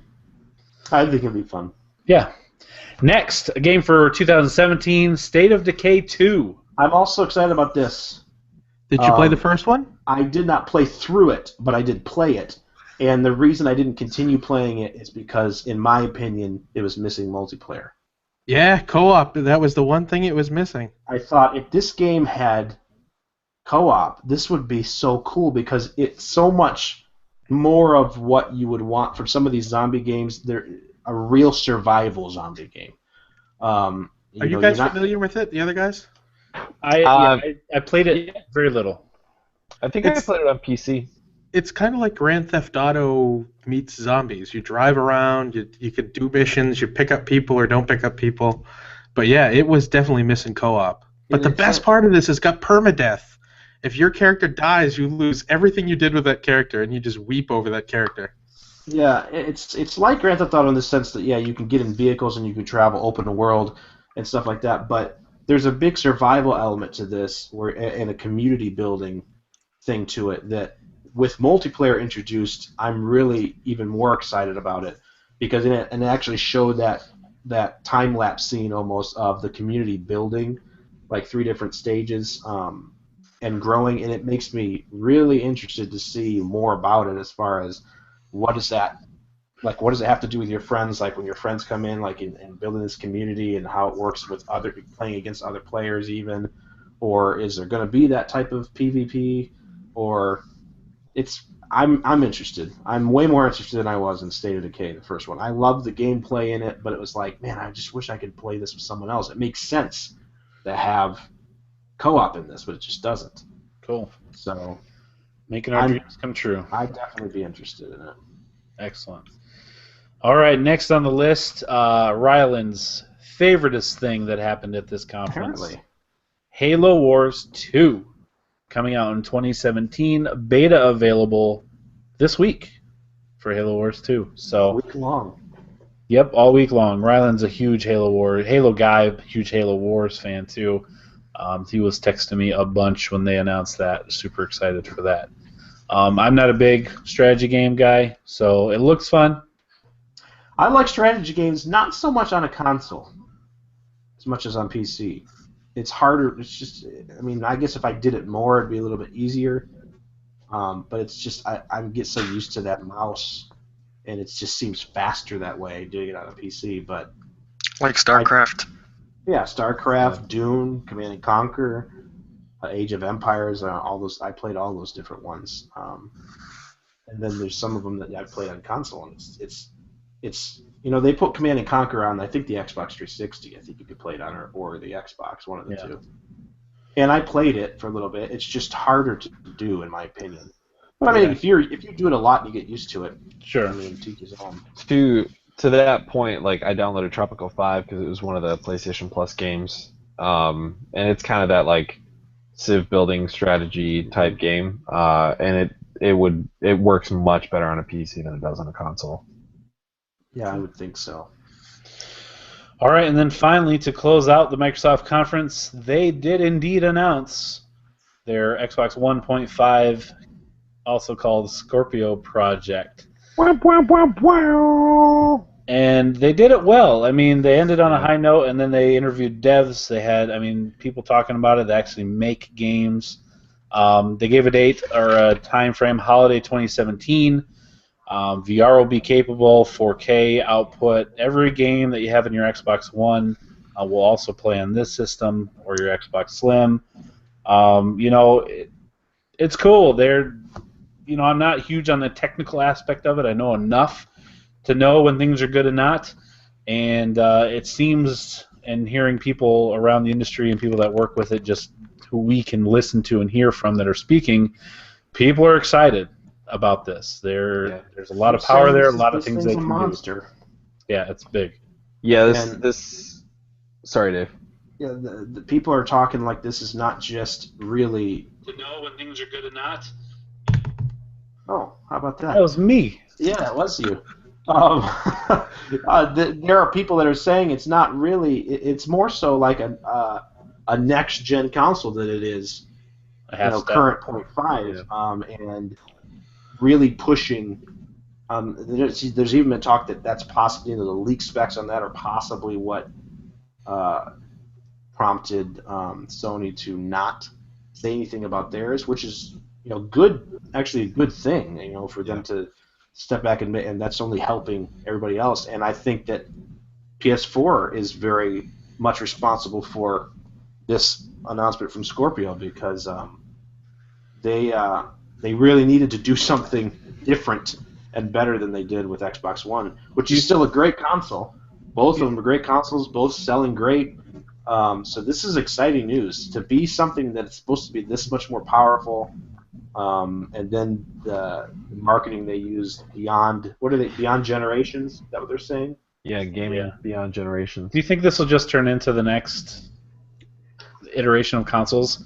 I mean, if they say holiday 2017 and we're a year and a half away, over the course of time, is it just going to be like, okay, our Scorpio project is now, when we actually name it, it's not, they aren't going to connect it with Xbox One anymore. It's going to be Xbox 2 or whatever they decide. Is it going to turn into, whether they plan it or not, turn into that next generation? Well, everything's going to be compatible, which is awesome. like PC, where all of the past stuff will work on this. As we bring out new games, you'll have to, the next iteration, you'll have to eventually catch up if you want to play the brand new stuff. But that's what it is with PC people. You've got to constantly upgrade. They're used to it. They've been doing it for decades. We haven't mentioned the elephant in the room here with this whole conference, which was compatible with Xbox One and Windows 10 for everything they put out. Mm-hmm. Like, if you have a gaming PC, you no longer need an Xbox. Sure. Like, yeah. They're showing 2 new models. Here's the Slim, and here's this. And it wasn't really mentioned. You really don't need one of these if you have a gaming PC. If you want a console, we're still doing that. But you want a PC? I mean, for Gears of War to go right to PC, whoa. That's big. I feel like they've been gearing up to this for a long time, talking about the unified store and like the Play Anywhere, I think goes right in line with that. But it seems like they're not looking at the Xbox as their platform anymore. They're looking at, like, they don't need just one platform. Like, they don't need the Xbox to be their platform. They want the games almost to be the platform, and wherever you choose to play them is where you choose to play them. They're Your getting Xbox their money Live is the anyway. platform. Yeah, like, they're getting their money anyway. So, like, the fact that you have Xbox Live on all your different devices and whatever, your saves automatically, download from Xbox Live to wherever you're playing. My thing is, I think they handled the messaging for the Scorpio project perfectly. I think if you were going to introduce a half-step console, this is how you do it. You really, like, hammer in on the fact that nobody's getting left behind. All of your games will work across all platforms. Like, I think their messaging and the spin that they put on it was the way you would do this if you were going to do this. However, I still think it's a mistake, and I still think that at some point everybody's going to realize this is a mistake, because what they're not talking about is the fact that since everything has to be compatible across all platforms, you are going to have developers that are getting held back by the fact that their games have to work on older systems. And there's going to be a point where developers cannot do things that they want to do, like to take full advantage of this whole new crazy awesome beast of a system that they just made, because they're still making games that have to work on other systems.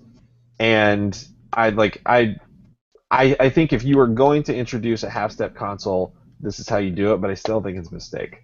I'm not sure we necessarily know if brand new games are They said on everything. They said all of your games. Like, they said all of your games several times. They said all of your games that you have now are going to work on that. Right. No, they did. No, they said all of your games. Like, they made a blanket statement saying all of your games will work on all platforms. Like, they said that several times. Well, that doesn't make sense. I mean, Microsoft's been doing this with PCs for years. And but the quote from Phil Spencer is that nobody's getting left behind. This game doesn't work because your specs don't match it.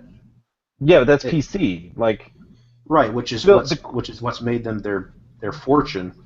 And then they decided, let's get more into the game industry. They make a console, and I think it makes sense for them. Now they're bringing it full circle to where it's all working together for the same purpose, to make money, which is what it's all about. Sure, but Phil Spencer, like, they made a blanket statement a few times, and the quote from Phil Spencer was, "Nobody gets left behind.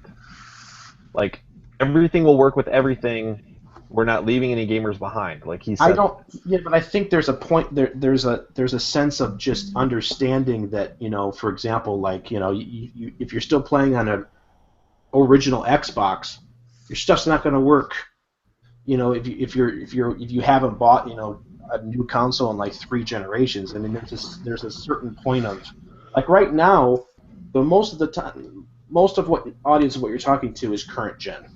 You still have some stuff. I mean, they just announced recently. Didn't Microsoft just announce they're not going to be supporting 360 anymore?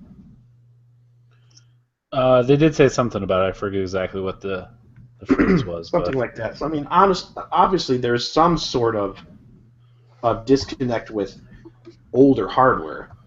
I don't think that I don't think that their idea is now developers. You have to every game you make has to be basically what we had before they cut off the 360. Where the rumors were with the Neo when they talked about that they made a blanket statement, not demanding, but saying you can't make a game that can't work on the old one. It has to work on both. That was something they said, but that is all rumor. That was PlayStation. My point is, if Microsoft's messaging is no gamer gets left behind, all of your games work on all consoles, and then when you say something like gaming beyond generations, you can't make a game that only works on the Scorpio. And you're saying they're not going to be able to push the limits of Scorpio because they're going to be hampered by having to cater to the less powerful console. Because they're going to have to make a game that also works on. I think we have yet to see. This is new, especially for the console space. I think we have yet to see how that'll shake out. And I think things will be said that won't be fulfilled. I think things will be promised and said this is what we'll do, but either it won't work or they'll realize, oh, we can't do this, and so that's why I'm saying I think this is a mistake. That's right. That's where my question to you guys when we first mentioned this. I think this just becomes the next console. I don't think we're ready for the one system that just is constantly works going forward. This will now be the PlayStation 5. This will now be the Xbox 2. And I think in the next, because if it's a year and a half away, there's a lot that can change between now and then, and I think we're going to see changes. I think what they say today won't be how it is. That'll be, 4 years into the generation? Correct. Which is shorter usually than the normal gap between a little bit of console, but the last generation was you might as well just release a brand new, the next generation console and be done. That's another reason why I think that might be the case. So. Yeah. All right, well, let's move along. We are going to blaze through Ubisoft's Yawnable conference. What? Yawnable, sir. It was too long. I like the idea of blazing through it, but this thing was nice. It was Just too Dance dang 2017 had a stupid dancing giraffe. For 8 seconds. It was 18, I counted. So there you go. Go play Just Dance if that's what you do, you big weirdos. The conference was definitely too long, but I don't think the content was boring. Yeah, the content was good. There were some good things. There were some The content ended up being boring because they spent too long on each thing. Wildlands, coming out in March 17th of next year, 4-player co-op, looks rad. That looks awesome. That game looks fun. So, I should not want to play that game. It's not my type of game. But that was awesome. Yeah, it was real cool. Real cool. South Park, The Stick of Truth is a game that came out on the past consoles, which was a really good turn-based RPG. Totally. Yeah. And then you put South Park's humor in there, and if you like South Park, you got to like South Park. If you don't like South Park, you're not going to like this game. If you do... Boring. Wow, hilarious. So they're doing the Fractured Butthole, W-A, those are two separate words.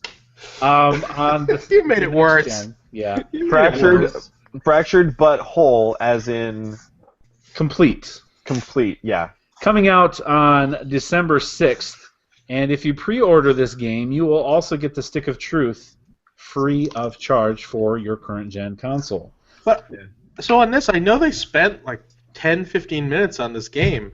Yeah, I wasn't going to buy this game, and they just sat there and made me laugh, and I'm just like, I've never watched an episode of South Park. This is not my thing.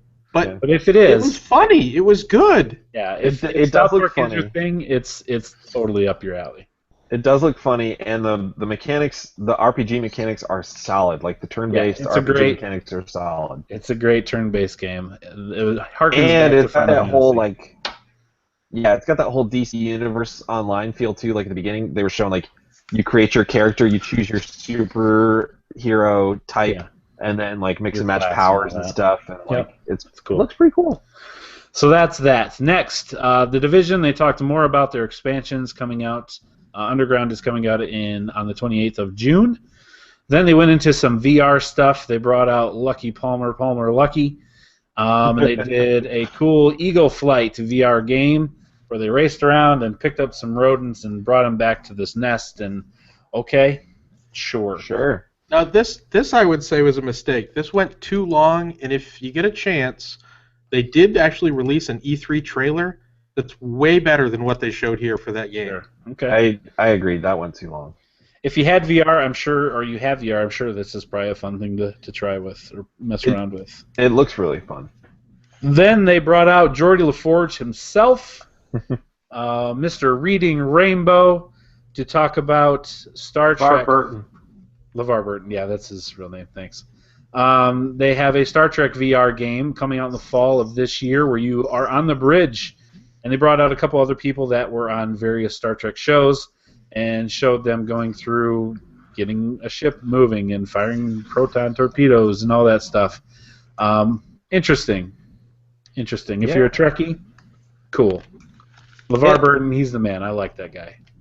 It looks really fun. The one thing that I noticed is it's VR, so that's cool. But everything, the way it's rendered, looks real bad. It didn't look good at all, like aesthetically. Sure. It sounds like a fun game. It looks like a fun game, but well, I'm also not entirely positive why they needed to have LeVar Burton come out and say everything it's he LeVar just Burton. said. But He came out and said everything he just said in the video. He's like, I got nothing great. to do. I'll talk to Aisha Tyler. Sure. He's the original VR wearer. Yeah. He had it way back in the day. He knew. Everything that was in the video, he said again on stage with Aisha. Sure, why not? Yeah. Next, For Honor. Which the dude that talks about that game is my hero. I don't know why, but I want to meet that guy in person. He's got the long gray beard. Dramatic. He is super into his game. Yeah. And he's got the cool walking cane, which I'm not even sure he really needs, but it's cool. And yeah, he is enthusiastic and loves For Honor. It is coming out on Valentine's Day next year. It's basically your Vikings versus Samurai versus Knight sword fighting parry game. It reminds me of a Dynasty Warriors with a little bit probably more to it than that. Looks real cool. So For Honor next February 14th. Next we got Trials of the Blood Dragon. A real weird thing happened there. Some dudes walked down with what looked like meat suits on, but they were track suits with like fire. They did a whole like WWE thing, pointing at people and bling, and then this real weird game, which Blood Dragon for Far Cry was real weird, and then they threw in the whole Trials thing with the motorcycle. No more grappling hooks, mind you, in this one. So yeah, that's available right now. Trials of the Blood Dragon, real weird. Yeah. Then they spent a lot of time talking about the Assassin's Creed movie. Yeah. Because why not? Oops. I mean, I'll be honest. I'll be honest. I want to see this movie. I think it's going to be fun. Whether it be good, I don't know. I think it's going to be fun. But what? Yeah. Bad idea. And then we got some Watch Dogs 2 stuff, which again, I think this game is going to be fun. It looks like Dave has said in the past they took some criticisms from 1 and made some adjustments. The parkour looks real cool in it. I think they overdid it, though, to be honest with you. By the time they were done talking about it here and then showed more of it, I was like, okay, move on. I get it. Yeah. I don't need to see any more. And then they talked about making a movie with that. Yeah, I was going to say they talked about that being a movie. Right. Like I got right there, movie mention, Watch Dogs 2. Okay, why not? Mm-hmm. And then they showed, finally, Steep, which is a multiplayer extreme sports snowboarding wingsuit hang gliding skiing game. So, yep, you can play with your friends and do like a GoPro thing on your camera, your helmet. I caught Kind of Funny's like reaction show after the Ubisoft conference, and Tim said it's GoPro the game. Sure. He said it's like if Red Bull and GoPro had a baby. If this was a VR game, it would make more sense. Sure. Yeah. But, I'd rather see 1080 or Cool Borders. Don't give me this foolishness. And then finally, that was the end of Ubisoft. Then we got on to Sony last night. Woo! First thing I'll say about Sony is they had a live orchestra the entire time. Which, Amazing. Super if impressive. you were there, I bet that was real cool. For me, I didn't know the difference. But But just music. that's what I think is impressive. Like somebody viewing at home had you would have no idea if they didn't say this is a live orchestra. You'd have no idea that it was a live orchestra playing behind the whole show. Like it's really impressive. It was cool, real cool. So they did that for their games to show them off. It was the composer of the score for God of War, right? Yes, that's correct. And his orchestra. And God of War was a great segue. God of War was the first game shown at Sony's conference, and I don't know if I played all of them. I played 3. I don't even know if I finished it, but those games are they're known for button mashing, right? Your thumb's gonna hurt by the time you're done, and spectacle. Giant, huge, like the opening of 3, I think you're on a Titan climbing a mountain, and it's just huge, and then Poseidon comes out of the sea. Massive, just crazy games. And they showed this, and for me, it seems way different. Yeah. So it starts off with a kid. They show him playing around. A guy calls him in, and you get Kratos with a beard, right? And they go out. They hunt some deer. They run into some weird demon-looking creatures. They kill them. You earn some experience. You gain some knowledge. All things said, to me, it looks like, okay, we've got the God of War story. We're putting in some Tomb Raider elements into it, exploration, learning things. Then we got some Dark Souls elements in with the bosses and the giant people with the dodging and the parrying. Yep. And then we've got dragons. Yep. It's the first time I've ever wanted to play God of War. Yeah. Yeah. It looks super interesting. I liked the other God of War games, but just like you said, Chad, because they're spectacle and they're just fun games to jump in and mash buttons. But this looks a lot more detailed. It looks like they're rebooting it because it's just called God of War. Right. So maybe they're just retaking the story in general. But yeah, like what you said about Dark Souls, I think was dead on. Like the combat looked it looked a lot heavier, and like it looks like there may be counters and there's dodging and things like that. And there's RPG elements. It looks interesting. Yeah. I'm intrigued. Totally. All right, then next, Days Gone. We finally get to see what Sony Bend has been doing for a long time. Yeah. Finally, we hear from them. Outlaw MC meets World War Z. Good, that's a good one. Yeah, World War Z was definitely something that ran across my mind. Seeing those, like the zombies pile on top of each other, and like a bridge fell, and then they just made a zombie bridge, and all the zombies were running across zombies, and they were like just piling through things and pouring through windows, and yeah, crazy. I just love the idea that 3-4 years ago when they first started thinking of this, like, what's popular? Well, the Sons of Anarchy show's popular, and people seem to like zombies. Let's make a motorcycle club fighting zombies. Let's do it. I get that Sons of Anarchy feel for sure. Yeah, that's They a showed cool a lot idea of that, for a too. story. It is. They showed a lot of it, and they showed a lot towards the end, or right at the end of it as well. So that's one of the big games for the year. They didn't give a date that I'm aware of, even like a year. I would assume this is going to be a next year game, though. Yeah, no date. Then next, the game that's been in development for all of eternity, The Last Guardian, got a release date that Isaac called October 25th of 2016. It's coming out, guys. Yeah. I'm gonna just. That was say. I've never played one of those games, so I don't have any input. I'm just gonna come out and say I think this is because it's been in development for so long. It also does not look aesthetically good. Bird Dog. Yeah. It's not for me. I hope it's good. Bird Dog. Next, Horizon Zero Dawn. This game was recently delayed into 2017. Oh man. You want to fight some robot dinosaurs and stuff? This is a game for you. Oh man. There's scavenging. There's dialogue options. It looks real cool. The UI looks very Witcher-like. to me at least. And I loved so it's like Stone Age and like super ultra modern tech. And I like that they didn't tell you what the story is behind these robotic animals being there, but they basically told you that there is a story behind that, and you will find out what that is, and there's a reason that they're there, but you don't know any of that, in the demo.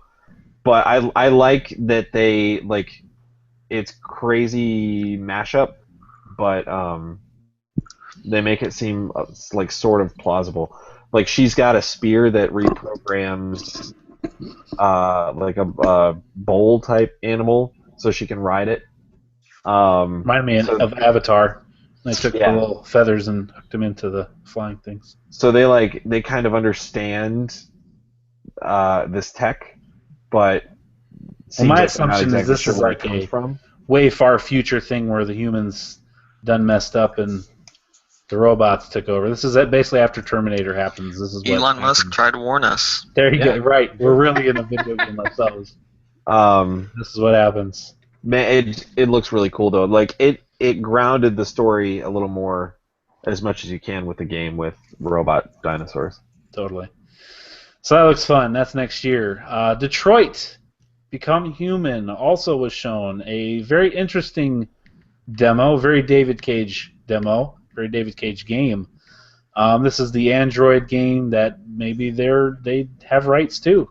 Maybe they feel things, and it shows basically a moderator or someone that's going to come in and try to talk down a hostage situation, but he's an android. And depending on the investigation you do, depending on the choices you make and the dialogue you take with the hostage taker, things can turn out completely different. My question and my concern is that if you mess up, do you just go on with the game? Or is it like, oh, you failed, start over? Because if I have to, I would rather like, for instance, the guy is holding a girl and you've got to save her life, and it shows a couple options and choices you make where you get shot and you're dead, or he falls off and you can't grab her off the rooftop. If that happens, is the game over and you just have to start that mission again, or is it like, okay, that's the choice you made, let's deal with that? Well, it's don't know that. I don't remember. Is it? Who's the developer for this game? The same developer that developed Heavy Rain. Yeah, this is David Cage, the same guy that did Heavy Rain and Beyond Two Souls. Yeah, and so like I never played Beyond Two Souls, but Heavy Rain, like whatever decision you made in the moment and whatever happened, like the game went on from there. You don't go back and retake that. So I'd like, this is just my assumption. I'd assume this would go the same way, especially if it's got like a bunch of different multiple endings. It would seem to me like they would say, all right, well that's what happened, so like moving on. Which I liked. I liked that about Heavy Rain because you could play that game through. I think there was 20-something different endings to that game. You could play that game through a lot, and small things sometimes would change the ending. So cool. I like it. All right. Next, PSVR. We spent a lot of time on that. They gave us a specific date in October the 13th. The PlayStation VR will be available $399 for one of the bundles. And then they gave us a list of games that will be on it. They said over 50 games by the end of the year will be playable on the VR. I don't believe I wrote down necessarily every single one, but I hit some of the big ones. Farpoint, which was mentioned earlier in the podcast as a game to play, where you got some guns you shoot and things. Then there's also a Star Wars Battlefront mission where you're in an X-Wing, which that's real cool. I can deal with that. Then we have the Batman VR experience / game, maybe investigation. It's a game. Again. Josh got points for it, so it must be a game. Then we have, apparently there's some Final Fantasy 15 VR things. I think that's what that was, right? That wasn't that just being done. It was terrible. I mean, the guy was wearing a VR headset and looked at the camera like, ugh. Yeah, it's Final Fantasy 15 in VR, and they said you play as not the main character, as one of the other bro dudes. Yeah, Optimo. Is that Optimo Prime? No, Prompto. Optimo Pronto. So I'd assume that it's not, it's obviously probably not the full game. I think most of these are experiences more than games. Like they're limited to that character. They're missions, or there's something, tour hell or whatever. They're not full on similar games that you sit down with a controller with, but that's all right. It's early, so they talked about VR for quite some time, and then finally Resident Evil 7 we were told, can be a complete experience in VR and a complete experience outside of VR, which that's interesting. Yeah, start to finish. One of the top things that VR gets adapted to early, obviously. Yeah, man. I think we were talking about it before when we were talking about VR a while back, but like I said, horror games in VR is going to be awesome. Like imagine playing Outlast in VR. That would be, oh man, it'd be so cool. For sure. All right, next. Call of Duty was shown, and for me, the way when they did it, they're doing all this VR, and then they show Call of Duty, and it almost seemed like, oh, is this VR too? Yeah. Is this a VR portion of Call of Duty where you're in the little ships? And I'm still not entirely sure that it isn't. I don't think it is. I don't think it is. I don't think so either, but it just seemed weird. Like there was no break in the action. Yeah. So anyways, they showed us... Go ahead. Is this different? Is this a different trailer? Is any of this from what they showed before that I haven't seen hated this. trailer? Yeah, okay, because this is new. Yeah, I didn't see this. I was like 2 minutes in before I was like, wait, this is Call of Duty, because this Right. looked good. This looked cool. Yeah, same here. Yeah, you get to fly in a ship, shooting some people, and then you get out of your spaceship in space. And it reminded me of the Ghost mission, where you're shooting people above the space shuttle there. He's taking people's masks off, and they're suffocating, and eyeballs explode when you're in space too, right? Because there's no gravity and all that, so you die instantly. A lot of that, and then they showed some single-player stuff. From what I understand, there's a conference or something going on here soon where they're probably going to unveil the multiplayer and show some of that, because we didn't see any multiplayer at this press conference. Yeah. I will say I was not super excited for Infinite Warfare before they did this, and after they showed this, like I didn't realize it was Call of Duty either until like way into it. And then after they did this, like seeing the play like in space, like floating around in space with grappling hooks, and then like flying the ship, and then like coming out of the space station back into your ship and all that stuff. I'm way more excited to play this game than I was. Like it looks pretty cool. It got downvoted so much, but like I had said, I think that's just a bunch of people being dumb, like, oh, let's see how big this number can get.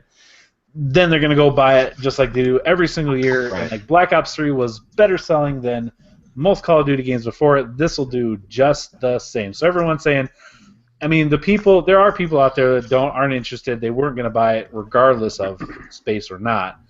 But the people that are out there like, oh, I don't want space. I want real. I don't want to be running around the walls and jumping off things and double jumping. I want the real down on the earth.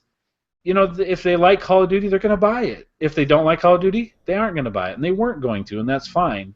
Yeah. But to say that space is the reason they're not going to is just a straight-up lie, and they're lying to themselves.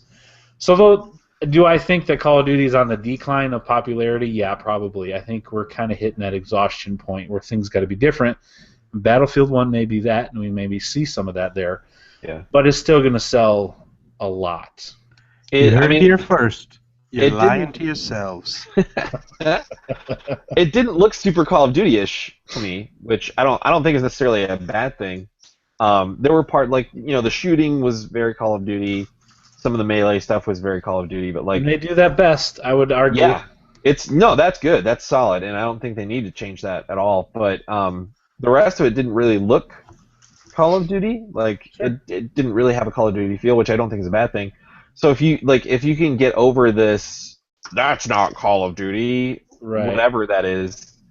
Like it looks like a pretty solid, fun game. That was also the campaign. Right. We Yeah. didn't see any multiplayer. Right. Like I said. That was I think we'll see, and I assume they're playing multiplayer on the floor. So Right. we'll probably get some of that, but not through the press conference there. But yeah, it looks fun. Looks like a lot of fun, and I'm one excited to see that. And then they showed some Modern Warfare footage, Call of Duty 4, the first Modern Warfare game, which is bundled with, I believe it's $79. You can get Infinite Warfare and Call of Duty 4 Modern Warfare, where they really, Infinity Ward really turned the popularity from the old World War II type games to, before the double jump wall run exosuit stuff, where Modern Warfare really made it happen. And all gillied up that mission, and on the boat, things like that. Totally awesome. And I'm looking forward to playing Modern Warfare again, and be able to play on those maps too, with the helicopter in the middle. That one was real cool. I think it's called Crash. Yeah. But yeah, totally fun. I'm looking forward to playing Modern Warfare, along with Infinite Warfare, November 4th. Sweet. Okay, next, Crash Bandicoot. Who loves Crash? Woo! I'm glad to see him. I don't love him, but welcome back.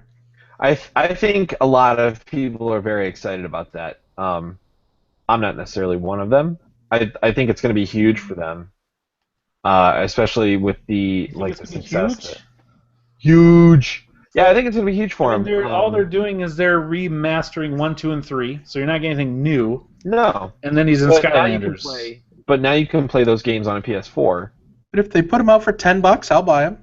Yeah. $10 each. Yeah, I think it's going to be big for them, and it means that they're not done with Crash. Should they be though? Apparently, I don't know that they should be. He's huge. They need somebody. Again, he's not my favorite, but I think that the success that they had with Ratchet and Clank just recently. Lots of success with crap. Yeah, the success they had with Ratchet and Clank just recently, I think shows that bringing back some older IPs might be a pretty good thing, and this, I think, is a good way for them to gauge interest by remastering games and saying, here's some Crash Bandicoot, who remembers Crash, who likes Crash, and then, if it sells well, that might be a good indicator for them to go back and say, all right, well, let's what it would look like if we could make another one. Okay. And then they showed his Skylander, which is coming out in October. Yep. Make your own Skylander. Yep, make your own Skylander. They're still a thing. All right, and then next, for some reason, we got a Lego Star Wars trailer, which is funny. Yeah, I'm obviously I'm going to get that game, but I don't know why that needed to be there. Yeah, it's funny. And then the big thing. Oh man, the man himself, Hideo Kojima, walks out on a white-lit electronic board and said, "I'm not waiting for this thing to light up. I'm going to walk at my pace." Yeah, I noticed that too. What was he doing? Well, he didn't show up for rehearsal, so he made this huge thing. So the curtain just pop do up. right. Yeah, he wasn't there for rehearsal, so the curtain comes up. I'm just going to walk down. You do what you got to do. And so he just walks down. Oh, there's light there? I didn't even notice. Yeah, whatever. And then he comes out. He says some English stuff, which the guy knows English. The guy's way too smart to not know English pretty well. Yeah. He says like 3 lines in English, walks off the stage, and we get his teaser trailer to his game. Yeah, teaser. First thing he says when he walks down, which was my favorite, is "I'm back." I don't think it was a teaser trailer. I think. What would you call it? Just well, they cinematic trailer. They specifically called it an engine. Yeah. Trailer. It was just to show off the engine. Which is, I mean, obviously. Cool. There's you can take away things like the fact that Norman Reedus is in it and that you have a title, Death Stranding. Somebody got an achievement or someone's online. I forgot to mute my TV, so sorry about that. Way to go, Chad. But so professional. Yeah, I mean he definitely showed up and did his whatever thing everybody would expect from Hideo Kojima. So is Norman Reedus wearing USB memory drives? Yeah, he's definitely wearing USB drives on his neck. It's interesting to see how. Incidentally, the only thing he's wearing in that. Yeah, it's interesting to see how Kojima has become an icon with people that don't even play really his games. Sure. Because of Konami and stuff. I mean, everybody treats him like he's the man there, and he is very talented, and I love his games. But I know people that don't play Metal Gear and didn't even play PT, but they really like Hideo Kojima. They're really interested to see what he'll do. Interesting to see other people play it, I guess.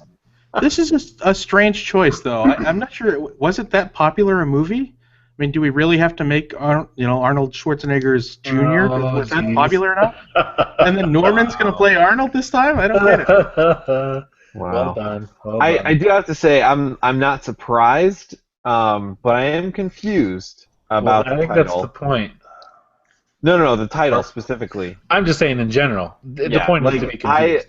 I'm not surprised that it's some title that I can't figure out what the crap that means. Like, what does that mean? That sounds like a bad translation, and not the title of a video game. It sounds like not even a word. It's a coded message to Konami. Yeah. It looks cool, I guess. We didn't see much, but it's hopefully I'll be able to play this. So if we think it's supposed to be connected to his game, what the heck? Right. Does it mean? I mean, Norman Reedus wakes up naked in a fetal position with an umbilical cord attached to his stomach to a fetus. Not a fetus. I like to call it the Norman fetus. Yeah. I mean, I guess. That was good, Isaac. That was real good. I'm pretty sure I read that somewhere. Yeah, that's an episode title. Then you see fish laying everywhere, water mammals dead It's on an the environmental shore. thing. And the Four baby or five creatures, people, humanoid-looking things floating in the air.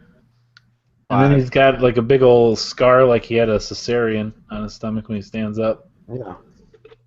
The baby invisible I feel like entrance. it has to be related to his game. There would be no other reason to make that thing. It's just we wonder for the next how many ever years what the heck this thing is. I just hope I'm playing this before I'm 40. To be honest with you. And that's 4 years away. Yeah, it's very strange to think. Here's a trailer for our engine that we will have to build a new one for because this game's not going to come out until this engine is obsolete. It seems like that's just how long. I mean, how long did he work on Metal Gear Solid 5? 8 or so years. Yeah, skipped an entire generation. Yeah, it's crazy. All right, and then finally, for Sony, we get Spider-Man. Oh man, does whatever a spider can. So Insomniac, makers of Ratchet and Clank, are making Spider-Man for the PlayStation 4 exclusively. Exclusive. You know what? And I'm relieved to know that it does not tie into any movies. Correct. It is on its just own. a game. So speaking of Spider-Man in movies, is Donald Glover really going to be the next Spider-Man? No, it's still rumor. He's we know going on with You thinking he's gonna be Miles Morales? It's possible. That's what they're saying. Yeah. It's possible. So the Spider-Man game looks real cool. Different suit, looks good. Yeah. The suit looks awesome. Suit looks awesome. It's similar to the Civil War suit, but it's got a lot of white in it too. Yeah, I don't know that there's a suit out there that really is exactly the same. So they're creating their own thing, which is cool. Yeah, so looks really good. There we go. That is Sony. From Insomniac, they're saying it doesn't focus on him just starting out either. It's like a more seasoned Peter Parker fighting crime. It looks really good. And keep in mind, this is also the studio that gave us Sunset Overdrive. Correct. Which means traversal in this game, web slinging, is going to be crazy awesome. Yep. That real good Xbox One game nobody plays. Should be good. All right. I mean, I can appreciate it, but I'm just not interested in that. Spider-Man? I just haven't liked any of them, really, that I play. My kids do. My son really loves them. Well, we haven't gotten a good one, though, since... 2? Hey, give him a chance. 2. You're lying to yourself, Dave. But what did I not say that I can appreciate the game? That doesn't mean I'm going to play it. What if Dave? Hey Dave. What if it has a platinum? I'm not that interested. What if it has 2 platinums? Not that interested. To quote the guest podcaster, it's not for me. There you go. Yeah. I can have a couple of those games.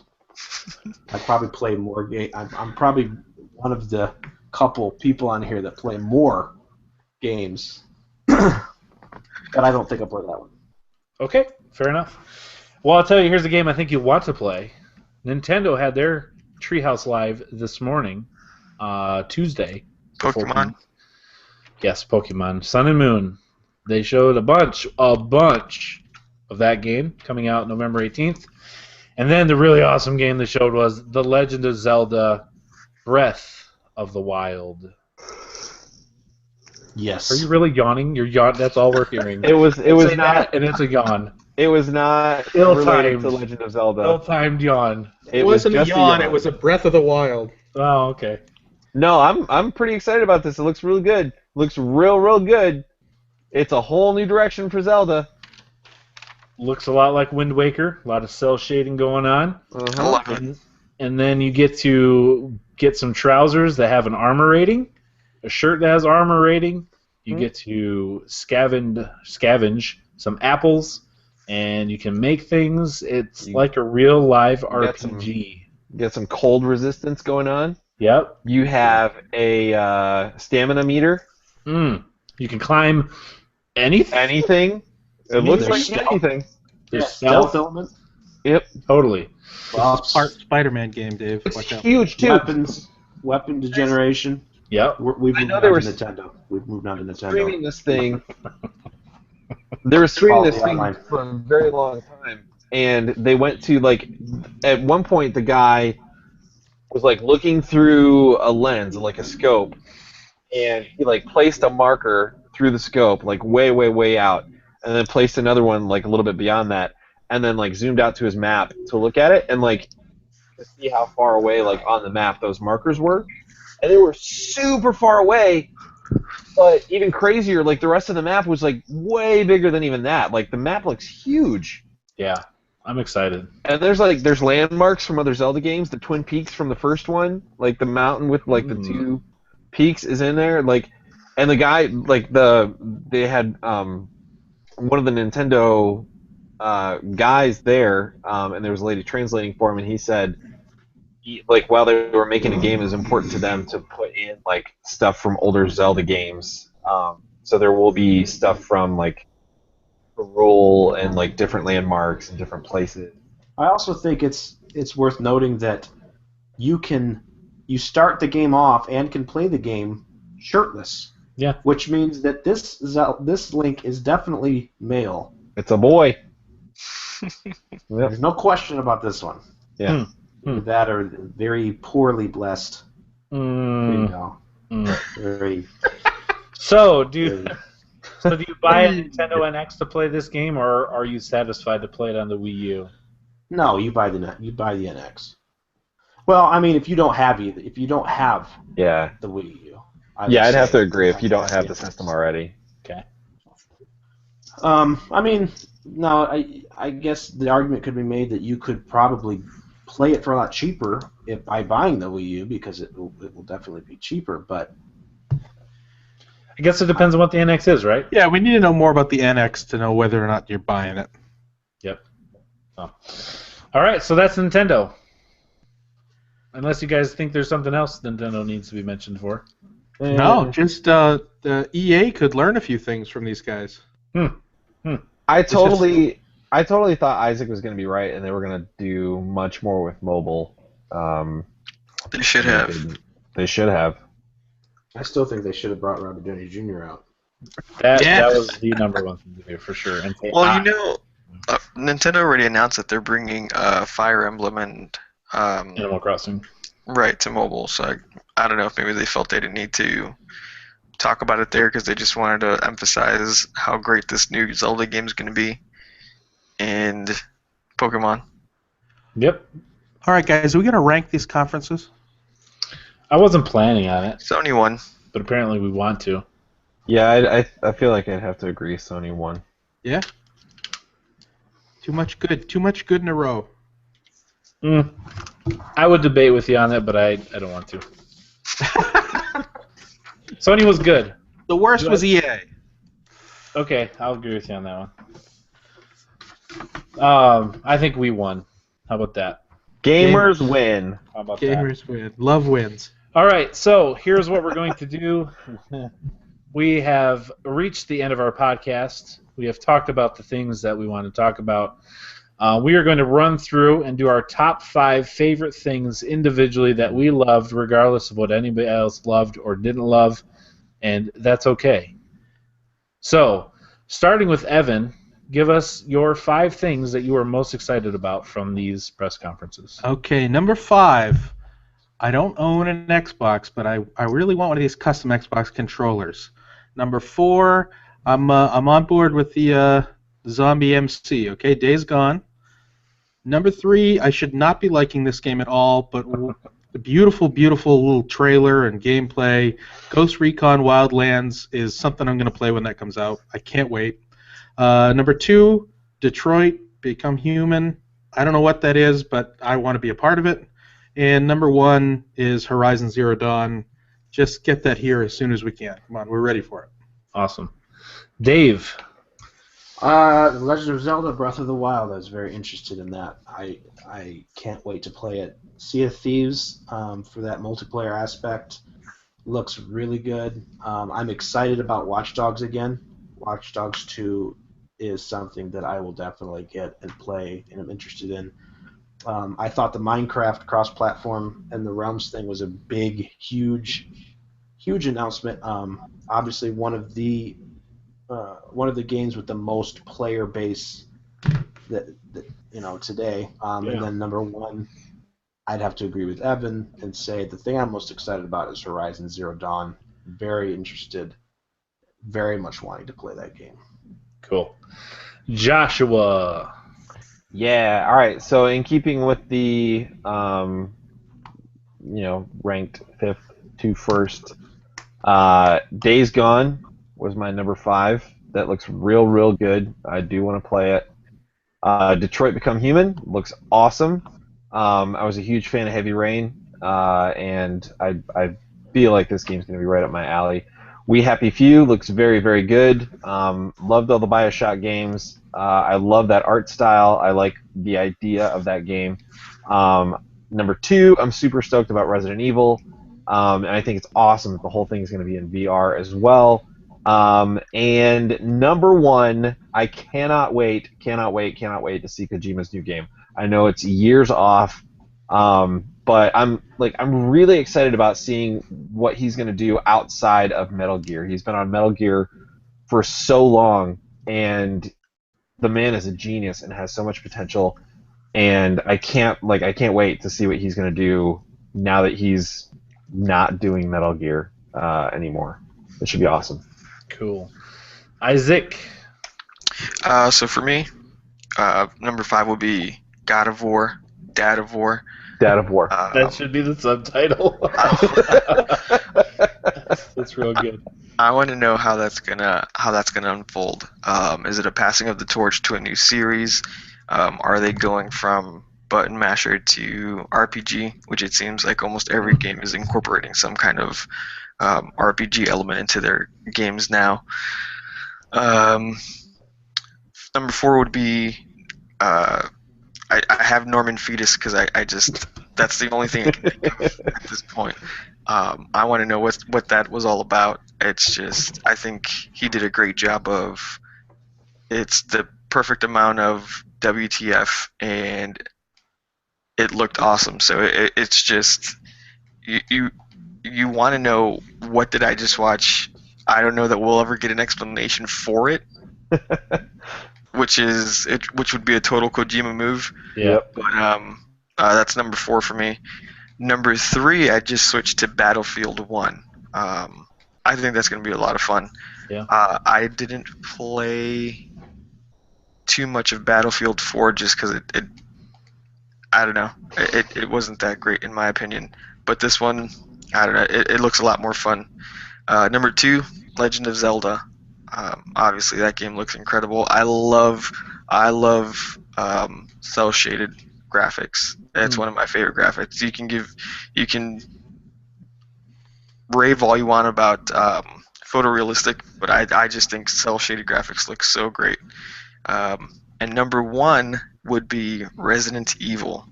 Yeah. My coworker and I were discussing earlier today, or yesterday, I guess now.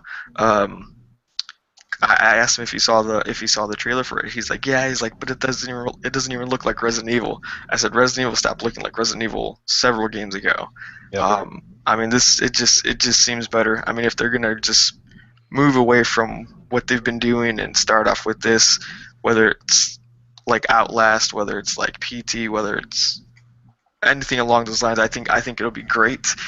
But at the same time, I'm trying to temper my expectations because their past few games haven't been that good. Sure. Cool. All right. For me, first of all, I'll say there's way more than 5 things that I would like to list. Of Definitely. course. And it's hard to choose 5 only. Probably number 5, and I don't even know the 5 to 1 is. They're so close. It's hard to even do that. But Legend of Zelda. Watching that stream, I mean, it's been a long time since I loved a Zelda game. This one it's incorporating a lot of things I love into a Zelda game, so the fun opportunity level rises with that. And then Kojima, number 4, what he's doing is very exciting. I didn't play a ton of those games before Phantom Pain. I played a couple, but didn't really get into them. And then I dove headfirst into the Phantom Pain and loved every second of it. To the point last week, if you listened, I'm contemplating getting it again. I even looked at the price on the PlayStation just to play it again. It's on sale right now. Right, and it's just so good, and so I'm really excited to see what he does next. Number 3 is Spider-Man. I am totally into that. I played a lot of the Spider-Man games. I didn't play the Amazing Spider-Man 2, which is the most recent one, which had a lot of issues. But back to Spider-Man 2, when the first time it really felt good to swing around New York City, and now the graphics that the PlayStation 4 and Xbox One can offer now just heightens that. And I'm a big Marvel guy. Spider-Man's not necessarily my favorite, but man, I love Marvel, and so I'm all about that. I'm with Isaac on Dad of War. That to take Tomb Raider aspects and Dark Souls aspects and put Kratos in a Norse mythology. Are we going to see Thor? Will we see Odin? I mean, there's some real cool things that they could do story-wise with this. And yeah, gaining the knowledge and having some RPG elements just makes that game much more interesting than the button masher that it was. And then keep the spectacle that those games are known for. And then number 1, everybody already knows, Skyrim Remastered. Yes, that is the best thing. You think I was kidding when I put on the Facebook page, nothing else matters. This is the best thing. I was not kidding. And you know what? You can have a different opinion, and that's cool. And I know this is my opinion, and maybe the only person that thinks this is the best thing. Some people wish they did Morrowind or Oblivion, and that's fine. But man, 2 years ago I wanted this. I'm buying it immediately. I'm glad it made you happy. It did. And I appreciate that you're glad. You deserve a little bit of happiness. It looks really good. Chad, I gotta say I'm a little disappointed. Well, number 1 wasn't the Waluigi amiibo figure. Wow. Oh well. That was spot on. So, I'm good at the was. So here we go. That was our E3 Reactions podcast for 2016. Thank you for joining us on YouTube viewers. Thank you for downloading the podcast. If you do that on iTunes or SoundCloud or Stitcher or wherever you get the podcast, thank you for listening. We appreciate your time. We appreciate the downloads and the streams. Fellow hosts, Dave, Isaac, Josh, as always, thank you for joining. It is a pleasure to talk video games with you every week. Evan, very, very super extra special thanks to you. Our first Patreon supporter. Yes. One of the reasons we can do what we do without having to worry about how to pay for some things. And man, that makes it a lot more fun. Thank you for joining us this week. Thank you for divvying out the points and where I won. I will get you the refund for July immediately. And I'm kidding. I didn't do that. That was all him. But seriously, thanks for joining us, Evan. It has been a pleasure. Hey, it was a privilege to be on here with you guys. Excellent. Yeah. All right, well, that's going to do it for us. Until next week, thanks for listening. Bye.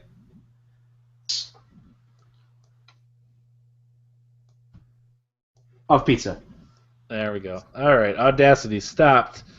Bye, YouTube. Have a wonderful evening.